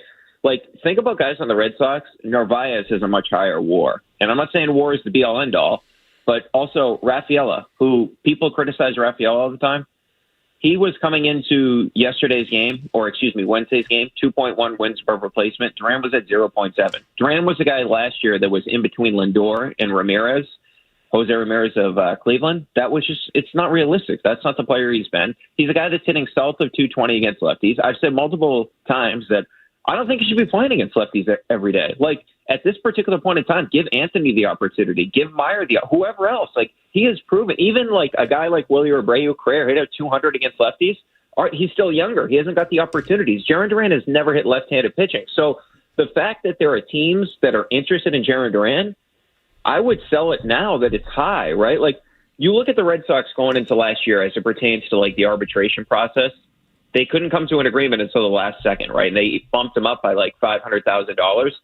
He's not young. He's in his 28-year-old season, right? So clearly by the fact that they're still going to arbitration, they're not signing him to a long-term contract. If you can get something back for Duran in terms of pitching, if there's a team that's desperate, like that's why the San Diego thing was so interesting to me. It's like, wait, they really want this guy that bad? They're that desperate as it pertains to their outfield? Like, why wouldn't you be interested in moving Jaron Duran? Apparently, he means a lot to the clubhouse, but how much can he mean to the clubhouse? The team stinks. They're 40-42. They stunk last year, and I get it. He's gone. I totally understand what he's gone throughout his life, and he was unbelievable in that Netflix doc, how open he was. So I'm very empathetic to that. But if you're looking at just what this team needs, like, is Jarren Duran part of the next great Red Sox team? I don't see it. Like, you can have an outfield of Abreu, Rafaela, and Anthony every day. Like, every day. You can play those three guys, and Abreu's won a Gold Glove, although I don't think his defense has been the same this year. Rafaela, just by the numbers, is flat out the best defensive outfielder in the sport. Like, it's unarguable. He's that good from a defensive perspective. Duran has taken a massive step back defensively. If I'm Craig Breslow in that front office, I'd be looking to move Duran if somebody's giving me something of significance, because this team still desperately needs pitching. Like, Kyle Harrison, now that was in the Devers trade, like, they need him. They need him badly because Crawford's now done. I mean, he got in some sort of an incident. It's like a theme with this Red Sox team. They get in issues off the field. Chris Sale fell off a bike, right? So Tanner Houck has just been horrible. Like, they have, who can you depend? I thought, okay, Bayo sort of made some strides adding a cutter to his arsenal, but he has not been great in this particular game tonight. But overall, like, Giolito's on the ball a little bit better lately. Buehler looks like he's absolutely cooked. Obviously, Fitz isn't that guy. Dobbins is now dealing with an injury. Like, if you can get anything, like, they need Harrison desperately right now. And that's the biggest issue I have with the Devers trade is, like, you guys were rolling right now, and you added nothing to the big league club. Like, hey, we need to get Kyle Harrison into our pitch. And I get it. He's 23. We have to get him into our pitching lab to see what we can do. We got to add a cutter. It just, I don't know. As sorry, that was a long rant, Joe, but it's aggravating where this team is at right now. That's okay. You can vent. We're all hey, at least they didn't hurt us last night. That's the way I looked at it. I didn't have yeah. Well, you brought up the Mighty Ducks, and now people are talking about how Goldberg became a crackhead. Yeah, that's actually true, right? Didn't he? Like, he had a yeah, it's very true. Did anyone make, like, obviously you had Emilio Estevez, but did anybody make it big from, I guess, like, whatever Charlie Conway's name is? He was in some stuff. Keenan Thompson. Oh, yeah, Keenan Thompson, okay. But he was in stuff like Mighty Ducks was like, obviously I think he's the longest ever SNL character, right? Like, he's been in SNL the longest, like, he's been in the most episodes ever. Yeah, he does a good David Ortiz. Yeah, he does a good Perk, too. By the way, Perk. my guy, Perk. What's up with that and Bill Simmons? What's going on there? Well, dude, like, so I was thinking about, like, I was texting people about this during the draft. Like, Perk, like, he literally said there's no reason that the Raptors can't be a top 6 seed, which is like, all right, Perk, like, if you want to make, like, a bold claim they're going to be a top 6 seed, all right, whatever, but there is no reason they can't be a top 6 seed. Is kind of ridiculous based on, and, like, literally, like, less than 36 hours after he said that, they fired their general manager, the guy that led them to a championship in 2019. Like, that organization has been a mess for years. But he also, did you see the Walter Clayton thing with him on draft night? I don't know. You were probably on the air. No, we were here, yeah. Oh, yeah. So Walter Clayton gets drafted. So Walter Clayton gets drafted. Technically, the pick is by the Wizards, which is a whole issue with the NBA and the hats and all that. But that pick, and Shams comes on right before they make the pick. He's like, all right, this pick is going to Utah. So he literally says this, Perk's on the set. So that pick is going to Utah. So they take Walter Clayton, of course, the stud from Florida that was unreal in the NCAA tournament. Perk starts debating on whether or not Walter Clayton Jr. and Jordan Poole are a good fit together in Washington. And by the way, 2 days earlier, Jordan Poole was traded to New Orleans. Oh, wow. Right? So he wasn't even going to Washington, Walter Clayton. And he's debating whether or not Jordan Poole, who's no longer with the Washington Wizards, if he fits with Walter Clayton. So he's debating both of those things. And then also at the beginning, and I love Cooper Flagg, obviously, I think everybody in New England loves Cooper Flagg, and we all hope that he's part of the Celtics at some point in his NBA career. But have you heard his comparison to what his comparison is to Cooper Flagg? No. It's if LeBron and Kevin Garnett had a baby. I'm like, okay, dude. Like, wow. So, if LeBron and Kevin Garnett had a baby, it'd be, I wouldn't want the greatest player in the history of the world. I would not want to mess with that. Yeah, but yeah, Perk had a pretty rough draft night. He also said, like, you know, the Nets had those 5 first-round picks. He's like, why wouldn't they make all 5? They're trying to build a culture. It's like, dude, when's the last time you had, like, 6 really good players in one first round of an NBA, like 6 all-star level players from one draft? Like, it rarely happens. So you think you're going to hit on all 5 first-round picks? That whole ESPN broadcast was a joke. Like, I don't understand why they have guys on there that. How many guys do you think Perk's seen play? No offense to Perk. I guess it is offense to Perk. But how many guys do you think he's seen play? Honestly, like 3. Cooper Flagg. That's it. The Duke guys, probably it. Probably. Maybe the St. John's guys. Yeah, maybe. Yeah, we couldn't miss those guys this year. Even Aaron Scott, who the Celtics brought in, I even know who he is. Anyways, Brian Bayo they brought back out. He already walked somebody, so, well, whatever. All right, Brian. I mean, this actually wouldn't be like – this would actually be impressive if he gets through 6 because he doesn't have his stuff. And if it's at 3, like, he has not been sharp at all, but I blame the offense more than him. The offense has been the biggest issue. He's been better. They need some runs, though, huh? That'd be a good one. For sure. I think you should do what you should get some statistics on games the Red Sox have won this year, 3 runs scored or less. Well, dude, have you seen their crochet numbers? Oh yeah, 10-7 as a team, and I believe what's the average run support for them? Because they had all right, so they are 10-7. Like to your point, they're 10-7 at crochet games.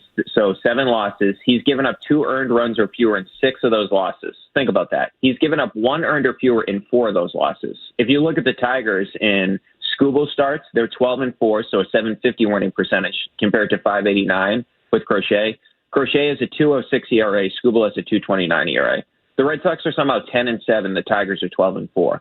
How can you lose 6 games when your starter's giving up 2 earned or fewer? How can you lose 4 games when your starter's giving up 1 earned or fewer? Like, it's embarrassing. It's really embarrassing. Don't let it ruin your summer, because it's gonna. Or it already has. All right, Brian. Appreciate you, buddy. Thank you for all your time tonight. We did some hockey, basketball, baseball. We'll do football next time. How about that? Yep, and I see this Mighty Ducks thing you just sent me. So I'm going to be looking at that all night. Yeah, the other guy was Cake Eater. I forget his name, but he Adam Banks. He was on the Sandlot. Remember, he was one of the pitchers on the Sandlot. Oh, okay. And then a couple of the other guys had some roles, but for the most part, just 3. The big 3 of the Ducks. All right, he's Brian Barrett, everybody. Follow him on The Ringer. You can listen to his podcast, and you might want to tune in this weekend for Kendrick Perkins. Brian, appreciate your time tonight. Thank you, sir. All right, Joe. Have a good one, man. Take care. He's Brian Barrett. We'll hit the headline here. I'm Joe Murray, 98.5 The Sports Hub. I like stories. Sports Hub headlines. Presented by Celsius Energy Drinks. Jimmy Higgins, drafted number 7 overall by the Boston Bruins. Everybody's talking.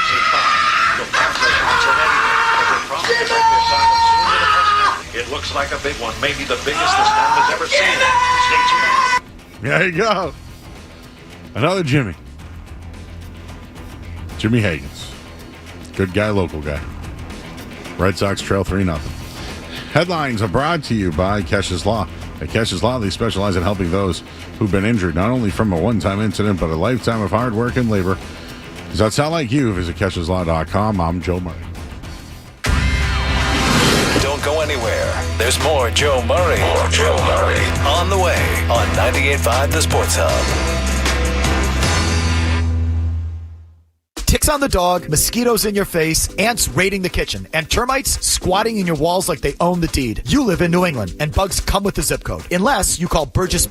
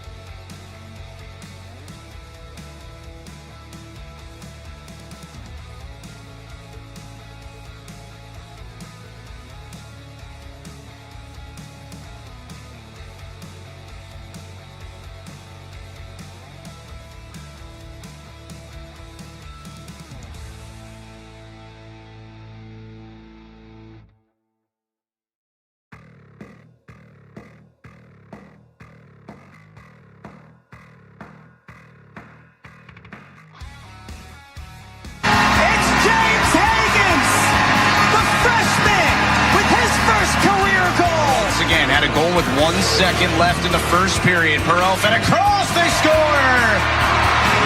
James Higgins from Gabe Perreault, and it's 6-1. For loose puck. All alone as Perreault tries to dance, and he tucks it in. Oh, my. It's 2-1 Boston College. Huskies turn the puck over. It in behind Posh. Oh, my. It's 2-1. This is special right here. The poise, the presence of mind, and the problem I see for Jacob Feller. Here's Higgins. Has Leonard across. Leonard scores! He did it again! But Jimmy Higgins says he's still undecided about a return to Boston College, but feels he's ready for the NHL. Now, I would tell him to go back to school. And then when the year ends, maybe you can, maybe play with Providence or get a couple of games. Oh, yes. Thank you, Jeff. Yes. Thank you for the. Okay. All right. Just so you understand, we just talked to Brian Barrett about how bad the NBA draft was. I'm wondering if this is an ESPN thing now. But it is the drafts in general. But this thing was awkward tonight. It's been like that for all the teams, though, supposedly. So, for those that don't know about Matt Schaefer's story, go look it up. I don't want to talk about it. Tomatoes. See, we can have fun with it because there's a guy that used to work here named Matthew Schaefer. He was sad and emotional, and he's lost his parents, and it was sad, tough. Their setup, though, is the commissioner comes out, somebody famous gives the pick, then they hug everybody, they walk up, and then do a Zoom meet. It's almost like if you were going to the simulator golf and they were just on the screen, and that's how you met them. It's weird. Anyways, this is how James Hagan, when he got drafted by the Bruins, this is what happened. NHL Draft House as the Bruins get their guy at 7, Cam Neely and Don Sweeney. To follow when Happy Gilmore welcomes your player to the organization, but why don't you guys say hello to James Higgins? Thank you for taking me. I think we might have some technical difficulties, but how excited are you to be a part of this organization and know what your NHL home is going to be? I'm so excited. I'm so excited to be back in Boston and to be able to have that Adam Sandler make the pick. It was special. What is this organization and this fan base getting in you? Just hard work, someone that will put his soul and body on the line. I'd love to win, and I'm really glad that I'm in Boston. Well, they might not be able to hear you right now, but why don't you give them a wave and a thank you one more time? Thank you. Thank you so much. Congratulations. Thank The you. visual is great, too, because they're just sitting there. They can't hear anything, so they don't even motion to them. Is a Cam being like, what's going? Hey! Wonder who they yell at. Oh, look who's doing the Red Wings pick. Let me guess. I changed the channel for a second because I had wrestling on for a second. I didn't want to tell anybody that, but I did. It's cut it out. Really? It's better than Joey. It's better than Kid Rock. True. Who else? Detroit. Might as well. Eminem. They drafted Carter Bear. I only liked it because of his name. Maybe Fred could have made the pick. Is he going to Detroit? I hear he's going. Oh, he's going to Alabama. Yes, even Alabama. Better. Yeah. Oof. I'll be in for Fred next week, everybody. It should be fun. All right, you know what's fun? In or out. Hey, can you cut that clip of him just saying, "Thanks for drafting me"? It reminds me of "Hope you find your dad." I don't know why. It just reminded me of that for some reason. Thanks for drafting me. All right, we'll go. In or out is coming up next. And by the way, this hour of the Sports has been brought to you by Valvoline and Oil Change. Enjoy quick and convenient vehicle maintenance this month. Visit NewEnglandOilChange.com to save 15% off an extra through oil change at Valvoline and Oil Change, the official oil change of busy people. I'm Joe Murray. In or out next? What's it gonna be, McFly? Are you in or out? You're listening to Joe. You're listening to Joe Murray on 98.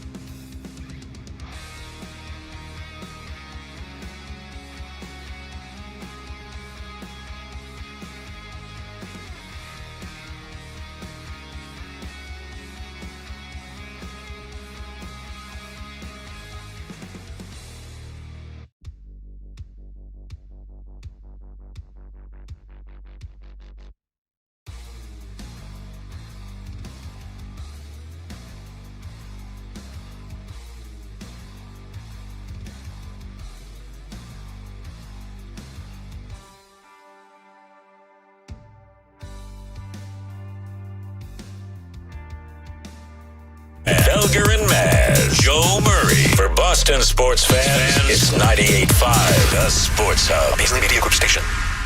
Essential Sports Hub headline, presented by Celsius Energy Drinks. All right, Boston Bruins have made their pick. They've selected James Higgins from Boston College. Of course, was a freshman there last year. Said that he doesn't know if he's going back, but thinks he's ready to go. So James Higgins falls to the Bruins with the 7th overall pick. Red Sox trail right now 3-0 to Toronto at the moment. Headlines are brought to you by Boston Prolotherapy. Don't let joint pain keep you off the course, or trail. Eliminate that pain with Dr. Franke of Boston Prolotherapy. I'm Joe Murray. In or out's next. If you've got the app, you've got Toucher and Hardy to wake you up no matter where you are. Or who may or may not have been to jail. Get the app. The 98.5 The Sports Hub app. Solak and Bertrand get you through the midday. Joe Murray gets you right through the night. I actually spoke with women today. On the Sports Hub. Are you in or out? Gotta know without a doubt. I'm the one you need for a dirty deed. I'm the best. Success is guaranteed. That's last week. Sydney Sweeney should get her own card. Yeah. Maybe it could be the Hooters girl from Saturday Night Live.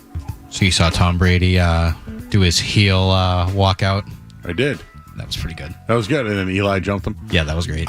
Listen, dude. Brady and Sweeney, in. Now, the next power couple, I don't know if they both need a couple right now. Because Tom, I don't know if Tom needs to do that married thing again. No. And I don't think she wants to do that commitment thing again. I think it'd be nice if those two hung out. Maybe Tom would come out of retirement. She could go to the games. There you go. I love Sydney Sweeney. Oh, I do too. The only thing is that she's 27. Like what? We're what? I'm 43. How old are you? 42. So I mean, what do we say to a 27-year-old woman? I saw you on Saturday Night Live wearing a Hooters shirt. Loved you in Euphoria. I liked Euphoria as well. What's the other one that she's in? I believe she was in White Lotus. Yes. There you go. That was a good one. Her and her friend, always up to no good. All right, let's stick to the wrestling. Wait, someone said, Joe, you know that the Goo Goo Dolls have likely seen more high-quality tail than the toilet at the Bezos wedding. I never said that. When was that ever up for debate? I don't know. That's what Brother Bluto said to me. I never said that. I just said, Chat's going nuts right now. Am I in or out on Sydney Sweeney? I'm in. All right, one more, because we have Jack Simone coming up next. All right. So tomorrow, Night of Champions in Saudi Arabia. With it being in Saudi Arabia, it's going to be at 1 o'clock in the afternoon. This used to be the norm when it came to the events, going back to the late 80s, early 90s. Are you in or out on having these in the afternoon? So what time will it be tomorrow? 1 o'clock. I'm kind of in on this, but Saturday at 1 o'clock, Jeff, are you home to do this? No, I would be, but tomorrow I have plans, so I won't be home to watch Saturday this. at 1 o'clock in the summer? I ain't got no time for that. Okay. But the best part is I can watch it later on, right? Correct. Our truth. As long as you don't mind being spoiled. Oh, I love being spoiled. A lot of wrestling going on, though, wouldn't you say? Tons. I feel like I can't keep up with it. I did talk to a wrestler today, though. Remember Dijak? Oh, yeah. He was wearing a scarf of MJF. And it was from 10 years ago, but I thought it was recent. But I sent it to him, and he goes, man, that was from 10 years ago. I like Dijak. Good guy, local guy. Anything else? No, that's it. That's it? No more? There was no more? I can do one more. We'll do one more. All right, we'll do one more. All right. So today I did something. I bought tickets to Welcome to Rockville 2026. Yes. This is a festival that I've been eyeing for the last few years, but I just never had the opportunity to purchase tickets. And I went ahead and did it. I got the 4-day VIP pass. I booked my hotel room. I'm ready to go That was solo. me at WrestleMania this year. Yep. I got the whole whatever. Some friends might join me, but as it stands right now, I'm going solo. So you got a ticket for yourself, and you got your flight by yourself, and you're just going to party. Yes. Party Rock. Yes. And you're staying in Daytona Beach, Florida by yourself. You know what? That to me sounds like Cougarland. Yeah, this is going to be a fun time. Like Florida, concerts, man with a beard from Boston with an accent, metal concert. I think you're in like Flynn. I think I'll do all right. I think you'll do all right. So, are you in or out on a 4-day rock festival? If you were a 40-year-old single dad goes to rock show by himself. The child is 19 years old. So she's I'm not like leaving my baby home. I got you.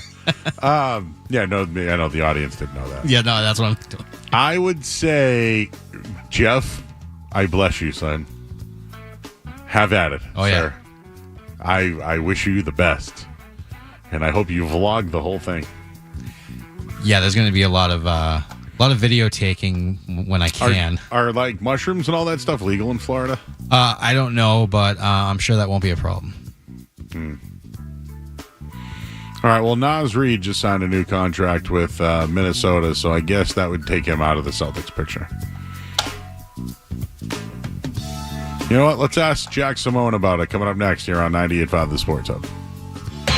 More Joe Murray coming up on The Sports Hub.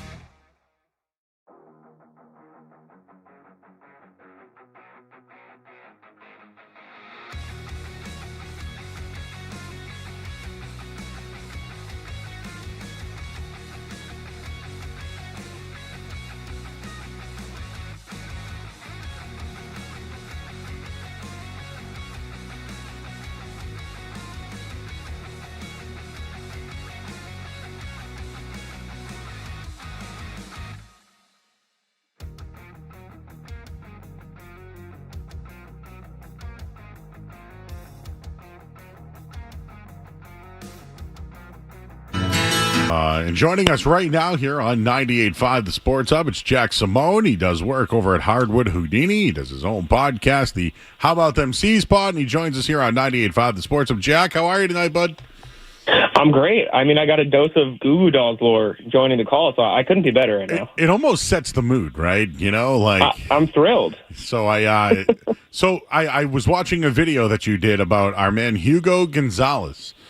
I'm interested in Hugo for a couple of reasons. The fact that, you know, he started playing basketball when he was 6, and he was on like the JV Real Madrid at 10, and then started playing with real Real Madrid at 16, and now he's 19 playing. I feel like this guy's like a phenom and a future superstar. Can you give us the lowdown on Hugo Gonzalez, please? Yeah, so it felt like a lot of people were relatively unaware of who Hugo Gonzalez was coming into the draft, myself included. We looked at a ton of draft prospects for this 28th overall pick, and Hugo wasn't one of the ones we looked at. I think part of us thought, oh, maybe he'll be off the board. They don't really need a wing, but the Celtics have supposedly been scouting this guy for years. Yeah, years, like you mentioned. He's been in the Real Madrid program since he was 10 years old. Like, he has been around basketball his whole life.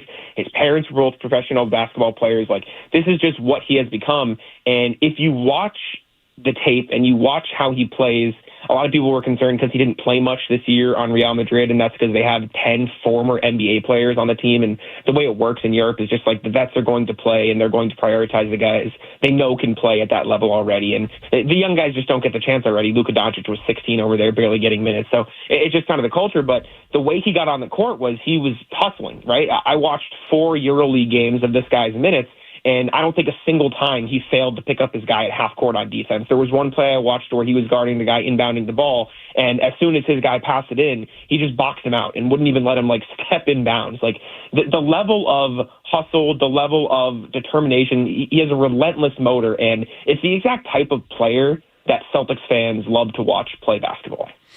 So a couple of things about that. When he got drafted, people immediately looked at his points per game, and I just to your point, there was a lot of veterans on the team. You on your video, you mentioned he was covering Evan Fournier, right? Who's a former Celtic, played in the league, and kind of held his own against him. But not to compare, because I hate comparisons, but wasn't Luka Doncic on a team like that, and that's how he was discovered, and really didn't have a lot of point production, but once he finally got to play, it just showed the explosiveness that he had. Yeah, Luka played for the same Real Madrid team, and he was 16 in a similar position as Hugo, and then by the time he was 18, like the year before his draft, he was getting like more significant minutes than what Hugo got this season. Hugo Gonzalez is not Luka Doncic. There's a reason he was picked 28th and Luka was 3rd, but it's the same path, right? Like, that's just kind of how it goes in Europe, and I think there's a level of, like, I don't want to say basketball IQ, but just understanding of time and place and knowing your role that comes with playing in those situations. And when you see guys who have played in those leagues come over, whether it be the EuroLeague or the NBL or any of these other professional basketball leagues, you sort of usually get a higher sense of maturity. And I think that's what you can get with Hugo Gonzalez, even though he might not have had the same generational talent outburst that obviously Luka had. So it's funny. I like that you said that, because when I was listening to Brad Stevens talk, when he goes, wow, when the numbers and the aprons were actually staring at me in the face, he said they, and I'm like, oh, you mean the owners, not the numbers. The owners told you that you needed to make some moves. But he also said that one of the things he liked about Hugo Gonzalez was that he knows how to sit on the bench. He knows his role. He knows how to like learn. And so I think they like that about him, because if he was here, and that's my next question, it sounds like they're going to bring him in for summer camp. If he is not with the big team, does his money still go against the books if he's stashed? So he was a first-round pick, so I think that comes with a guaranteed contract. I'm not 100% familiar with how it works if you stash a first-round pick, but I don't think it's going to matter with Hugo. It sounds like he's coming over next year right away. That's what all the reports said. That's what Jonathan Givney said of ESPN as soon as he was drafted. Brad Stevens said that later that night. And then Mike Zarin last night told us that he was going to be in Boston next week. So it sounds like he's coming over. It sounds like he's going to be ready. Brad seemed a little bit, I don't want to say skeptical, but just unsure of whether or not he'd play in Summer League. I think part of that is just because he just wrapped up his season the day of the draft. They won the La Liga title the day of the draft, and so throwing him into another training camp and playing again, maybe they would rather just give him a little bit of a rest, but it sounds like he's going to be joining the team next year. All right, one more on Hugo. So, with the NFL this year, in the tackles, they were talking about arm length for Will Campbell, right? Well, in basketball, do you hear a lot about hands? This is these hands, the Hugo hands, they're huge. The only guy I can think of that's ever been really spoken about is Kawhi Leonard with his gigantic hands. So can you match up where Hugo, I guess, in the combine, how his hand size and who to compare it to? Because it sounds like he's got big hands. I just looked at this, and from what I saw, Hugo Gonzalez's hand size at the combine, 10.25 inches. I looked at Kawhi's, 9.75. Whoa, so baby! Take the claw and add half an inch to the hand size, and that's what you got with Hugo Gonzalez. I think we need a nickname for that. I like Hugo Hands. That's what I tweeted. That's what you just said. I think we're on the same wavelength. Hugo Hands. I like that. We're talking with Jack Simone. You can check out his work over at Hardwood Houdini. Also does the How About Them C's podcast. So I like what the Celtics did yesterday. Overall, I do feel like the Celtics gave up their championship window. But, it's not about Drew looking slower or Porzingis not being unreliable. I still think they could have done it if they wanted to, but as we mentioned, people were looking at Brad in the face, and these are the two moves to get him under the second apron. I still think there's work to be done. I don't know the answers to that, but what I do like about the picks in Amari Williams and our guy Max from VCU is they're going to be two-way players, and I don't think Amari Williams is a shooter by any means, but pretty good passer, and they can play through him. And as far as was it Max Shulga, I believe. Shulga, yeah. Got it. And they're all international players if you look at it. They all played many years in college. So the more I look at it, I like that they're just two-way players that have had some time at different schools in college. And maybe they're guys that can hang out at the end of the bench while they're trying to get their finances in order. Yeah, it sounds like you mentioned, Amari Williams and Max Shulga are both going to be the two-way guys. That's what Mike Zarin sort of hinted at last night. I don't think anything's finalized, but it would make sense.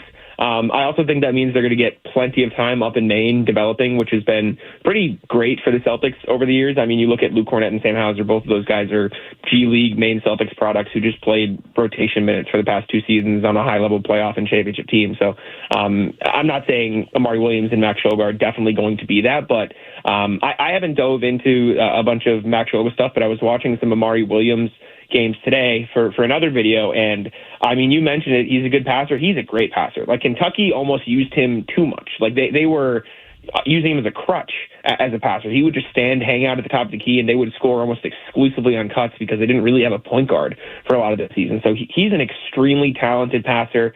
Needs to work on the rebounding a little bit. He just gets out of position every once in a while, but he can put the ball on the floor. He can rise up and dunk. He sets hard screens. So they definitely found an intriguing piece that, think of it as clay. Like, they found a guy they can mold into the player they want him to be. So it's fun, and I think if they can get him on sort of like that Luke Cornett style or program of set good screens, roll to the rim, and try to rebound the basketball, they'll be looking good. That was my next question with potentially Luke Cornett's going to get some money, it sounds like. I know they said that Al Horford's market is robust, but I feel like keeping Horford around, and if you're not in it or something, changes, you can still move Al at the deadline. Luke Cornett's going to get paid, but I'm wondering if maybe keeping Al around might be a good influence, because as they play through Al Horford, maybe this kid could learn how to do that. And it sounded like that's what Zarin said that yesterday. That's probably why they liked him, because he's actually one of the bigs you can play through.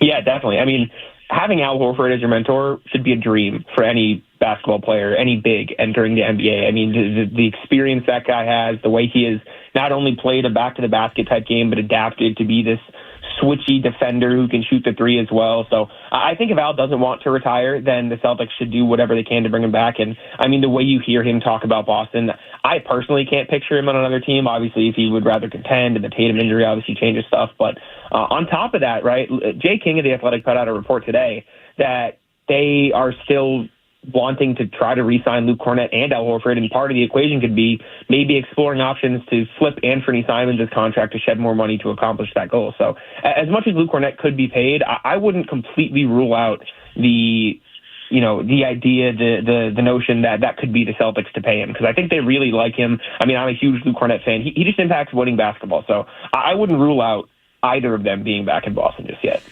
All right, there's got to be another shoe to drop here. I think it's either Derek White, which they said they're not going to move on from, or Simons, or even Hauser for that matter. They got to do something here. What move do you think they'll make?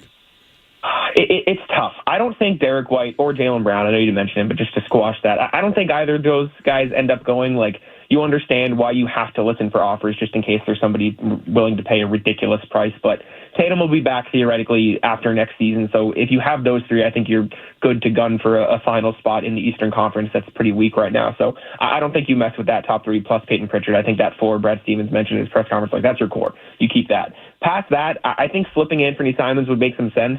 You already have Derek White and Peyton Pritchard. I made a video on Anthony Simons as well. I think he could fit in great with our offense. So I'm not saying you have to trade him necessarily, but if there is a way to clear even more salary from your books and get extra draft capital, it is Simons. Maybe Hauser, because he probably has pretty good value too. But if I'm laying my guess on the table, I would guess Simons, just so you don't clutter up that guard position too much. Plus, if you think about it from the perspective of if you get, let's say, a first or even a couple seconds for Anthony Simons and a player to shed more salary, you're talking about flipping Drew Holiday and his entire contract. And I love Drew Holiday. Drew Holiday did amazing things for this organization and helping the Celtics win a championship. If you get off that contract for the 2 seconds you got for Simons and whatever draft picks you get for Simons, that's a huge win. So if I had to guess, I would say Simons. All right, who's your favorite out of the East after the draft? Oh, man. I don't like giving New York credit, but I'll say the Knicks. I think it's probably the Knicks, especially after the Halliburton injury as well. I mean, they just have two all-NBA players, elite role players behind those guys. And, I mean, maybe it depends on the head coach they bring in, but if they bring in a guy who's willing to sort of develop the talent on the bench a little bit, them and the Cavs are probably my top two if I had to pick right now, and then the Magic and maybe even the Pistons not far behind those guys. Well, I guess we can scratch Naz Reid off the sign and trade block. He just signed 5 years, $125 million. So we can scratch him off the list. That was a pipe dream. But I do feel, though, and just to give you an analogy, I feel as though you're at the poker table or the blackjack table. You've been full tilt for many years, right? You've been all in. You've put your chips in the middle of the table. I think they're just cashing in some of their $1,000, $500 chips and just collecting some reds. They're going from a $50 table to a $25 table, trying to get their finances in order, trying to develop some guys, seeing what the future is for Jason Tatum. But I do think that maybe this year they just get their finances in order, but next year they open up a lot of flexibility, as he said. And I think next year they go back in full blast. So I have no problem with the approach. I just don't expect a championship this year for the Celtics. Yeah, it's going to be tough. I mean, I've said this a million times, though, right? I 100% agree with what you said about the year when Tatum comes back. I think they're going to be ready to go, and I think that's what they want. I think they want to be ready to go once Jason Tatum gets back on the basketball court. You look at the state of the Eastern Conference next year and factor in the fact that the Celtics are going to have Jaylen Brown, Derek White, and Peyton Pritchard if they don't make any moves, right? Like, this is let's say they do manage to re-sign Luke Cornett and or Al Horford, right? You have those three guys plus the bench they have now. I still think the Celtics are a top 6 team in the Eastern Conference. I don't think they'll necessarily make it to the NBA Finals. I think the Knicks and the Cavs and all these teams who are not dealing with these significant injuries right now are going to be ramping up to make that push next year. But just like with what the Eastern Conference looks like right now, I still think the Celtics are going to be pretty competitive relative to the rest of the conference. All right, Jack. Excellent job. Excellent job with you. You do all that content yourself, huh? I do. The day after the draft, I stayed up all night to get that Hugo video out. The editing is all me, but I appreciate the love. I appreciate you. Listen, man, content creators are making some dough, man. So I'm going to shout you out. I saw that video and I was like, dude, Who just did this video? This is amazing. And dude, I'm a radio host, but here I am, trying to do this stuff on the side in between breaks, and I'm just like, man, this guy absolutely crushed it. So for anybody looking for a guy, Jack Simone, that's the guy over at Hardwood Houdini. Give him a follow as well, Jack. Great insight. Appreciate your time tonight. Let's do it again in the future.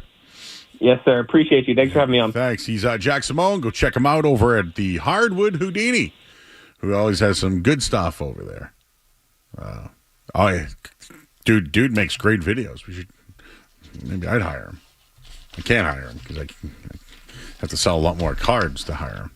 All right, let's get a headline. I'm Joe Murray. We'll tell you what's going on over at Fenway Park, and it's not good. Sports Hub headlines presented by Celsius Energy Drinks. All right, 7 is the number. Red Sox trailing 7-0. But you know what we really care about? The 7th pick tonight. James Higgins, Boston College, staying in Boston. He's now a Bruin, and everybody's happy. Everyone's happy. We were all hoping for a result, and we're all happy with the auto pick. That's what it was, the auto pick. Headlines, they are brought to you by Safety Insurance, providing comprehensive coverage for your auto, home, and business. Ask your independent agent about safety. I'm Joe Murray. Let's have fun. Don't go anywhere. There's more Joe Murray. More Joe Murray.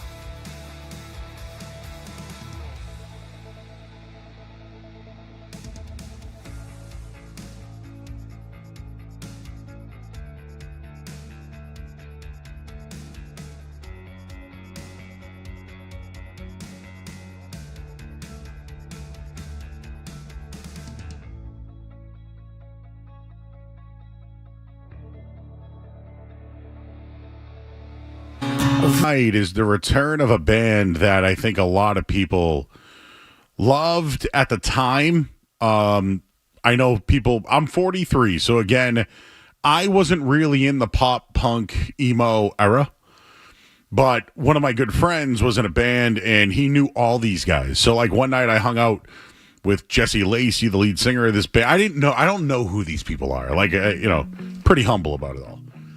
But they were huge. I didn't realize it. When I met them, I didn't know they were big time. The Starting Line was another band that opened for these guys. And my buddy Tiny got, once football season starts, I'm just nights forever. I get that, hey, do you want to go to the game? No, I work nights. But Saturday, huh? Worcester tomorrow? Yes. You going anywhere before? I don't know. Well, I'll be meeting up with family beforehand. Some good places in the area. I won't be out in Worcester with them. We are going to, we'll be in Methuen. Okay. Well, that should be fun. We have people calling. Do they like brand new? Is that what's going on? I think so. Right now? I haven't had to take any calls. I'm sorry. I apologize for not. No one's called in. Well, you can. We're going to do the musings on the other side, everybody. 617-779-0985. Let's get you caught up on everything that's going on right now. So, the Boston Bruins have taken the hometown kid, James Higgins, from Boston College. He fell to them. So, for those who wanted them to auto-draft, they certainly can. I guess the Islanders draft party is very sad right now. People are very sad about it. So James Higgins selected. Red Sox were down. Oh, it wasn't good. It was 7-0. But yet people are dancing right now. Is it Sweet Caroline? It was 9-0. All right. Well, Josh is in Lawrence. Hey, Josh. Hi, Joe. Hey, buddy. You should totally go to Brand New tomorrow. I have tickets. It's going to be a good time. What's your favorite album? My favorite album's got to be Deja and Pendu. I have that on vinyl. I've got Science Fiction on vinyl, and The Devil and God on vinyl. I'm very excited. Going to hit up Armsby Abbey for a food beforehand. There you go, Armsby. That's a spot, Jeff. That's a good way in, too. Are you that guy? Probably not, because I've been listening to him pretty heavy over the week. So no, what I think would be good about them is you're going to get like, oh, I completely forgot the song existed. I love it. Like that's what's going to happen. That happened when I went and I got the shirt on tonight when I went and saw A Perfect Circle. I think my favorite. This is weird, but my favorite Perfect Circle song is Arestas. It was on the first album. It was song number 5. It wasn't a hit. It just, I don't even know if we can play it. We don't have to play it. But there was something, and 3 Libras was a really beautiful song. And they didn't play that, and I was very upset. Well, it's because I think you need an orchestra. No, you can play it without it. It's fine. But Maynard makes it. You don't say me. You don't see me at all. Pull me into your perfect circle. That's why I like the song Arestas. And then I found out one day that Arestas was about a Greek god, and that's what he wrote the song about, a Greek god. Whoa. What was that? I think it was me, Jeff. Watch, ready? Well, yeah, that usually happens when you put your headphones near the mic. All right. We'll do some musings. Let's do some musings next here on 98.5 The Sports Hub. You're listening to Joe. You're listening to Joe Murray on 98.5. You're listening to Joe Murray on 98.5 The Sports Hub. Book your summer and fall vacation on Avello Airlines. Now with new flights from Manchester Boston Regional Airport to the Carolinas. Enjoy a nonstop flight on Avello to Myrtle Beach and Wilmington, in addition to their nonstop service to Raleigh, Durham, and Charlotte. Book your getaway today at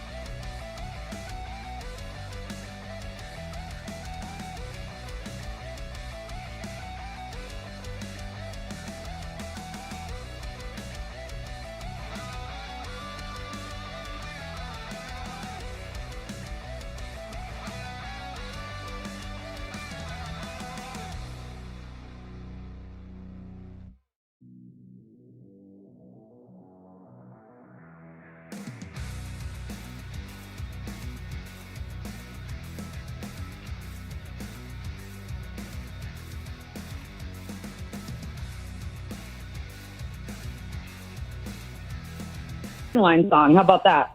It's probably like The Worst Is Over. I know it's kind of like, the worst is over. You can have the best of me. We got older. But we're still young. See? All right. See, make sure we have the emo hour here on the Sports Hub. I just loved it, and I've never tried to call in before, but I was like, this is my time. It's my birthday, and Joe is doing all my favorites. So what now? Did you get any cake or anything? What did you get for I got a little free ice cream and some shots at Yang Ming, so that was great. There you go. Yeah. Did you? So they have good scorpion bowls there, right? Do they give you double straws? It's the Mai Tai that you got to get. The original house Mai Tai. Yeah. It's the best. And it's got the 2 straws. Right? Yeah, you could do 2 straws, but I do 1. Please tell me you're just feeling tired, because if it's more than that, I feel that I might break. I must break out of touch. Yeah, no, I love it. Out of time. All right, my husband's recording this. I'm going to be so embarrassed, but this is so fun. Mr. Husband from Methuen, are you guys Godsmack fans? Ironically, we're Godsmack fans. You got to be a Godsmack fan if you're from the area. No, you don't. It's more like I got a cousin who knows Sully. Everybody knows somebody that knows Sully. Everyone says Sully's a dick, so it's all the same around there in the valley. Right? We all know him. Hey, where were you at in Methuen? I heard you mention. No, I'm in Lawrence. He's a Lawrence guy. Yeah, I thought you said earlier you were hanging out in Methuen and then going to a brand new show or something. He is. Yeah, no, I'll be at the Irish Cottage tomorrow. Oh. Right, see, I heard you mention my hometown. Well, so. Brittany, I went and saw the Eras tour at the Loop movie theater. Like the movie, the Taylor Swift thing. Yeah. I went with 98.5 The Sports Hub. Hey, and love that.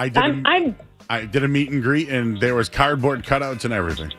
Hey, I love that. I wish that I saw you there. I wasn't there, but I'm still not sure if I'm going to the show tomorrow. I think I have a ticket, but it's still up in the air. So if not, I'm going to be scouring the internet for a cheap ticket. I think that you should go because it's your birthday weekend. Oh, I'm going to go. I will be there no matter what. I mean, I have a lot of guilt because of the controversy with the singer, right? Yes. However, they are a band that I love. And I've loved since I was, 15, 14 years old. So it's something that I want to see again. They haven't toured in years, so I'm stoked You may never again. Yeah, stoked to see them again. There you go. Brittany, happy birthday. Thank you for listening. Hey, thanks, Joe. Love you guys. Take care. Bye. Should I sing happy birthday? Happy birthday, happy birthday. Or should I do Lisa? No, I knew it's your birthday. Happy birthday, Lisa. I'm sure we could get more. What we're going to do here? Oh, aliens. Hey, Street Team Joe's here. Where'd he come from? He just wandered in. Well, I'm glad he wandered on. I had a story that I wanted to read to everybody, and I'm trying to find it now. And we'll get to the birthdays in a second here. By the way, I'm on Cameo, so if you need me to do birthday cameos, just hit me up. Very cheap rate these days, So, a Massachusetts woman was sitting by her hot tub when an unidentified object started falling from the sky. She's now searching for answers. Quote, my heart was pounding. A woman records an unidentified object falling from the sky in Pembroke, South Shore. A woman captured a video of an unidentified object falling from the sky in Pembroke Wednesday night. Colleen McCormick said that she was sitting by her hot tub, so she was having a late night soak, when she saw a strangely shaped object in the air. Good soak, man. I pull out my phone, I zoomed in, and it was right about there, McCormick explained. Uh-oh. You know when you need to continue the story and you can't read more? Here we go. The FFA said that they did not get any reports of debris in the area and was not able to comment on the video, saying they don't comment on any kind of party videos. It looked like it was on fire or something, and it was just coming down really fast. I have no idea what it could have been. Expecting to hear a loud boom of some sort, McCormick ran to the front of her house to hopefully capture the landing, but said the blinking object quickly vanished from her view. Oh my God, what's about to happen right now? With never seeing something like it before, McCormick's mind went racing. Hopefully I'm not the only one that saw this. But I got in on video, so I'm like, I did definitely see something. The Pembroke Police Department said they did not get any reports of debris. So, I don't know, if you're having a late night soak around 9 o'clock, I'm sure there's a few Tito's in there. Like, what's in the cup, you know? I can see a lot of things at 9 o'clock at night, Jeff. Especially after a good soak, man. Really good soak. So, I'm not dismissing that she saw something about this woman. Is she, you know, someone that you can be like, maybe we should look into this? Or is she, hey, she calls all the time at midnight? I don't know. If I saw something burning from the sky, I would record it and post it and be like, hey, what's this, everybody? Instead of me just sounding crazy calling the cops. Where would the debris go? I mean, if it was in Pembroke, it could have just went in the water, right? Yeah. It's probably what happened, right? More than likely, yes. Do you have zero opinion on this? People can make up anything. I'm very cynical. I don't believe much of this nonsense. I'd have to see it to believe it. I'm one of those types. Are you a believer of... Oh, there's definitely stuff out there. There's spiritual... I've had way too many, not close encounters, but I've had way too many coincidences. I watched that movie as a kid with Sean Patrick Flannery. Powder? No, not that one. The Light? No. Come on, it was on. D.B. Sweeney. The Light up there? Oh, I know which one you're talking about. Yeah. No, it was like reenactment. Yeah, it's got one of like the craziest like scenes ever when he gets abducted. Light in the Sky? There it is. Yeah, Light in the Sky. I watched this new Unsolved Mysteries on there. Not this series, but last series. For some reason in Central Mass or Western Mass, these people had the same story that lived near each other, and come to find out they grew up together and were there the same day. Tell me that ain't crazy. I feel like we've talked about this before. We have. Yes, okay. That is nuts, though. I don't know, something about Western Mass, maybe. I mean, that's a whole other topic we can get into. All right, well, let's do some birthdays, everybody. Let's start with happy birthday to Bruce Johnston, 83 years old tonight. J.J. Abrams, 59 years old. Tobey Maguire, 50 years old. He's the first. Spider-Man's 50? He's the first Spider-Man for me. Wait, what song was that one? Was that Nickelback? No, it was Josie Scott and Chad Kroger, so it was a duet. That song? How can that be? Look what love saved us. In the sea that every Nickelback song goes bum bum bum bum bum chorus. Bum bum bum bum bum. And they say that a hero can save us. Not gonna stand here and wait. Josie Scott, actually, I saw them live could once. really sing. I don't know why he wanted to do like alternative rock music, but for real though, he could really sing. Yeah. Remember the song? Look it up. You remember the Saliva? Which one? Always. And they want to Rest take in pieces. you down. Your disease. But if you ever listen to the acoustic version of that, dude can sing. Yeah. Now I'm not saying he's who's the country guy that I really like? Tennessee Whiskey there guy. But he ain't that good. Chris Stapleton? That guy rolls. I don't know if you like him or not. I'm not big into country. No, you like him though. He's good. Khloe Kardashian, 41. Anybody else tonight? I think that's it, man.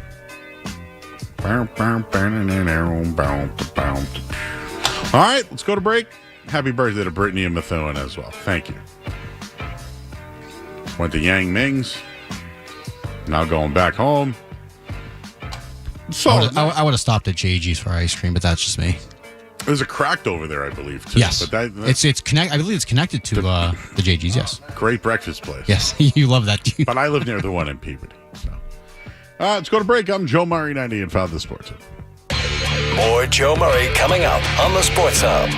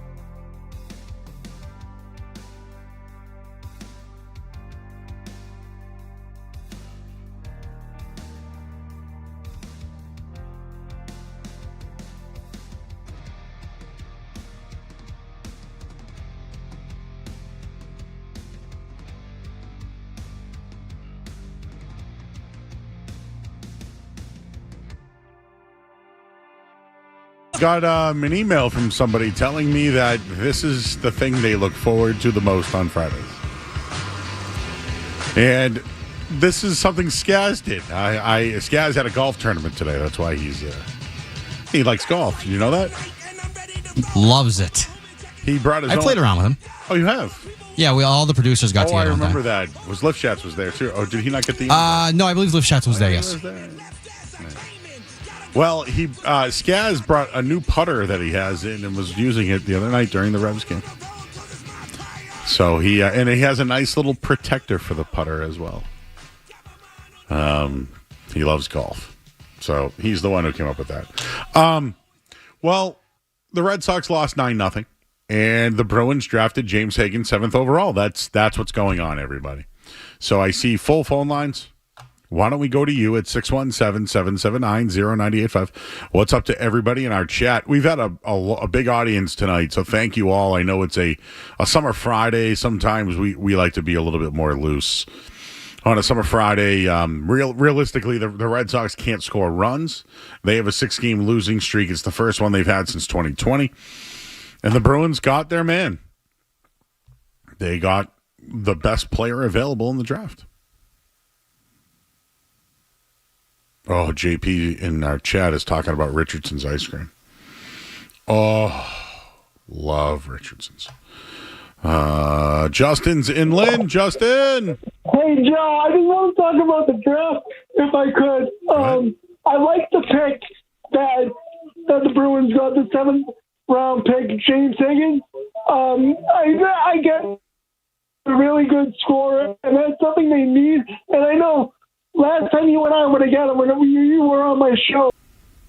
I mean, they can't score runs. I don't know what to tell you. You trade your best hitter, and your other hitter's hurt, and you know, like, what do you want me to tell you?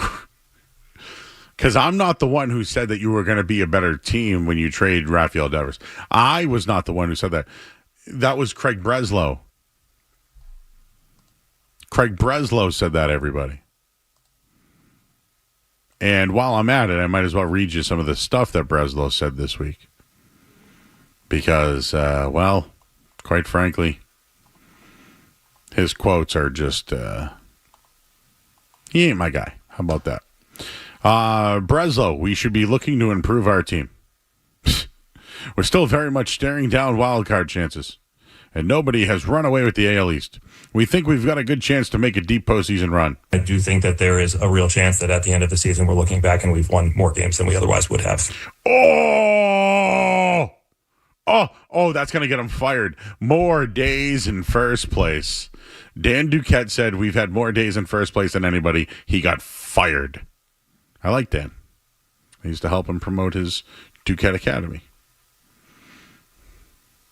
He was a 15-10 regular, Jeff. This is a challenge, and there are really hard decisions, Breslow says. Yet despite those, I couldn't imagine a job I'd rather be doing.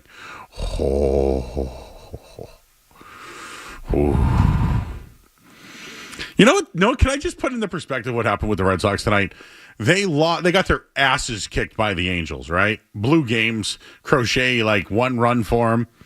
They get a whole day off, right? They get a whole day off to, like, hey, let's go back home. Let's get our minds right. We'll start something new tonight.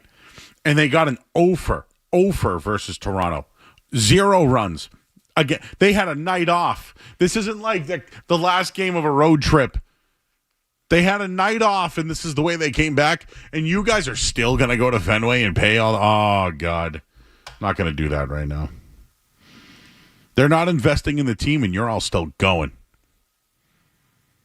Tony's in Tampa. Tony. Hey, is this me? Hey, me. Hi, Tony. Oh, well, I'm actually in Walpole, but I wanted to talk Walpole, about James Hagan. Yeah. I wanted to talk about James Hagan. So this guy had 37 points in 37 games for BC. The guy that went right after him is this dude, Jake O'Brien, who had 97 points in 67 games in the OHL. And now I'm thinking, like, yo, the OHL, this is where, like, the top 2 guys in the draft went, Michael Misa and whatever his name is, Matt Schaefer.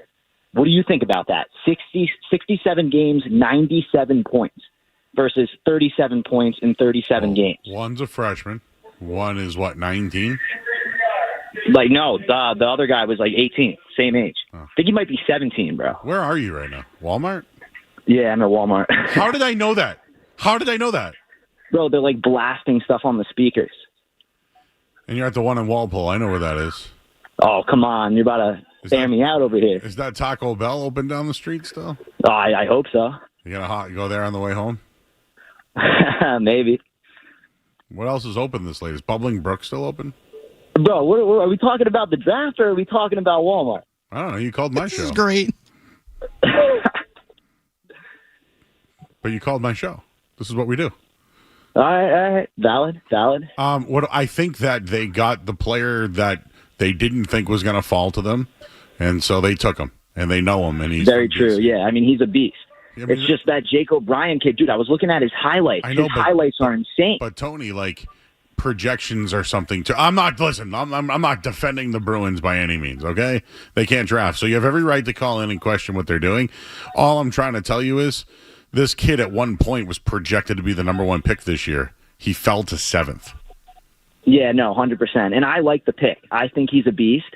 It's just like this Jake O'Brien kid. I was looking at his stats, and I was like, me and my brother were debating. We were going back and forth. I was like, dude, I don't know. Like, James Hagan, I'm super happy with. Yeah. Super happy with the pick. Do they have any but, Jake O'Brien, 97 points in 67 games in the O. Yeah, that's where McDavid was drafted out of. I just don't. Michael Misa, Matt Schaefer. I get you. I just numbers sometimes with the prospects. I don't really. 100%. Are there any trading cards at Walmart right now? Oh, I don't know, dude. I'm looking for nose strips to like increase the breathing in your nose. I've been having trouble like falling asleep, bro. Breathe Rights. I used to use Breathe Right is what I use. Dude, I can't find them. I asked like everyone here, they can't find them. Maybe you just need to put a Band-Aid on it. What do you do? What do you need them for? What are you playing? I have like a deviated septum. I need them to help me sleep. Yeah, I used to wear them when I played football. All right, buddy. Well, enjoy your night. Was he thrown off by me? A little bit. He was in Walmart. I knew it. How did I know that? That was like so impressive. No, but have you been in the Walmart before? Yeah. I got the feeling. I think I'm in a Walmart feeling. The cold chill up your spine. Yeah. By the way, I've never purchased food from a Walmart before. I did when I was in Hawaii, but I've never gone into a Walmart and purchased food. They have a great produce section and frozen food section. They have a lot of fast food dupes. Oh, really? So yes. But I never have bought it. So there's a really nice one in Saugus right after Kowloon. It's beautiful. 2 floors. Yeah, it's huge. I just have never bought food from there. Do you think it's okay? Yeah, no, I've gotten their frozen stuff before. I wouldn't get their meat, but yeah, I'm gonna get like a DiGiorno pizza. Oh yeah, sure. Frozen stuff is good. Or like Tostino's pizza rolls. Yeah, you can get a bag of 75. That's what I want. That's all you need.